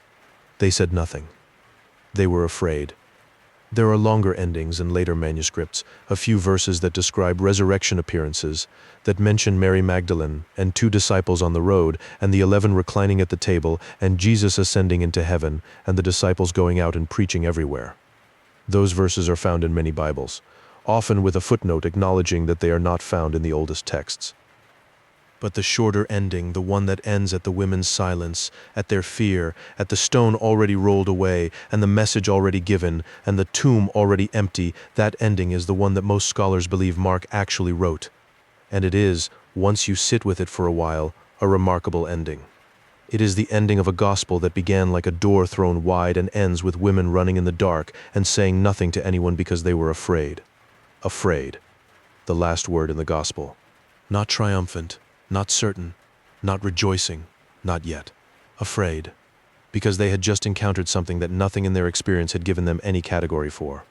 The tomb was empty. A young man in white was sitting where the body had been. He had told them the most extraordinary thing they had ever heard, and they ran. But here is the thing. The message had been given. The message was already in the world, already moving through them whether they spoke it yet or not. He has risen. He is not here. He is going ahead of you into Galilee. The information was already in existence. The women would speak eventually, they must have, because here we are, and the story is known. The silence of the first moments is not the silence of the story's ending. It is the silence of people who have been given more than they can process, who are running not away from the truth but into it, who need a moment before the enormity of what they have seen becomes words. The Gospel of Mark ends at the empty tomb. It ends with a rolled-away stone and a white-robed young man and a message and 3 women running in the early morning light, afraid. It ends before the full flowering of what they were told. It ends before the disciples learn, before the meeting in Galilee, before the Great Commission, before the Ascension. It ends at the moment right before everything changes, at the edge of the new world, at the hinge between the old grief and the coming joy. This is not an accident. Mark wrote a gospel that begins already moving at once, immediately, the urgency of now, and ends at the threshold of the impossible, at the point where the reader must carry the story forward in their own imagination and in their own life. The women ran because they were afraid, and the tomb was empty, and the stone was already rolled away, and everything depended on what happened next. What happened next is not fully told here. What happened next is still, in some sense, happening. The disciples went to Galilee. Peter was there. The story did not end at the tomb. The stone that was rolled away has not been rolled back. And ahead of all of them, ahead of the frightened women and the scattered disciples and the grieving Peter and every person who has ever read this story and felt its weight, there is Galilee. There is a meeting. There is someone who went ahead. There is a voice that knows your name and is not done speaking. That is where Mark leaves you. Not with the explanation wrapped up neat and the questions all answered and the disciples fully understanding and the story concluded at a comfortable distance. He leaves you at the open tomb. He leaves you with the stone already moved and the body already gone and the message already spoken. He leaves you in the earliest morning light, with everything still trembling, with the most important thing that has ever happened still reverberating through the world that could not contain it. This is the beginning of the good news about Jesus the Messiah, the Son of God, Mark said at the start. And he was right that it was the beginning. The tomb being empty is not an ending. It is another beginning larger than the one that started with John in the wilderness, larger than the one that started with the call of 4 fishermen on a shore, larger than anything that can be held in a single gospel or a single life or a single moment of wonder in the early morning dark. The women ran, afraid, and the stone was already rolled away, and he was already gone, already ahead of them, already in Galilee, already waiting. The beginning, still beginning. The good news. Once again, thank you so much for spending the time with us tonight and the Gospel of Mark. If you enjoyed this video and want to be here for more, please consider subscribing to the channel and liking the video. It helps out a lot more than you'd expect. Have a great night, and God bless you all.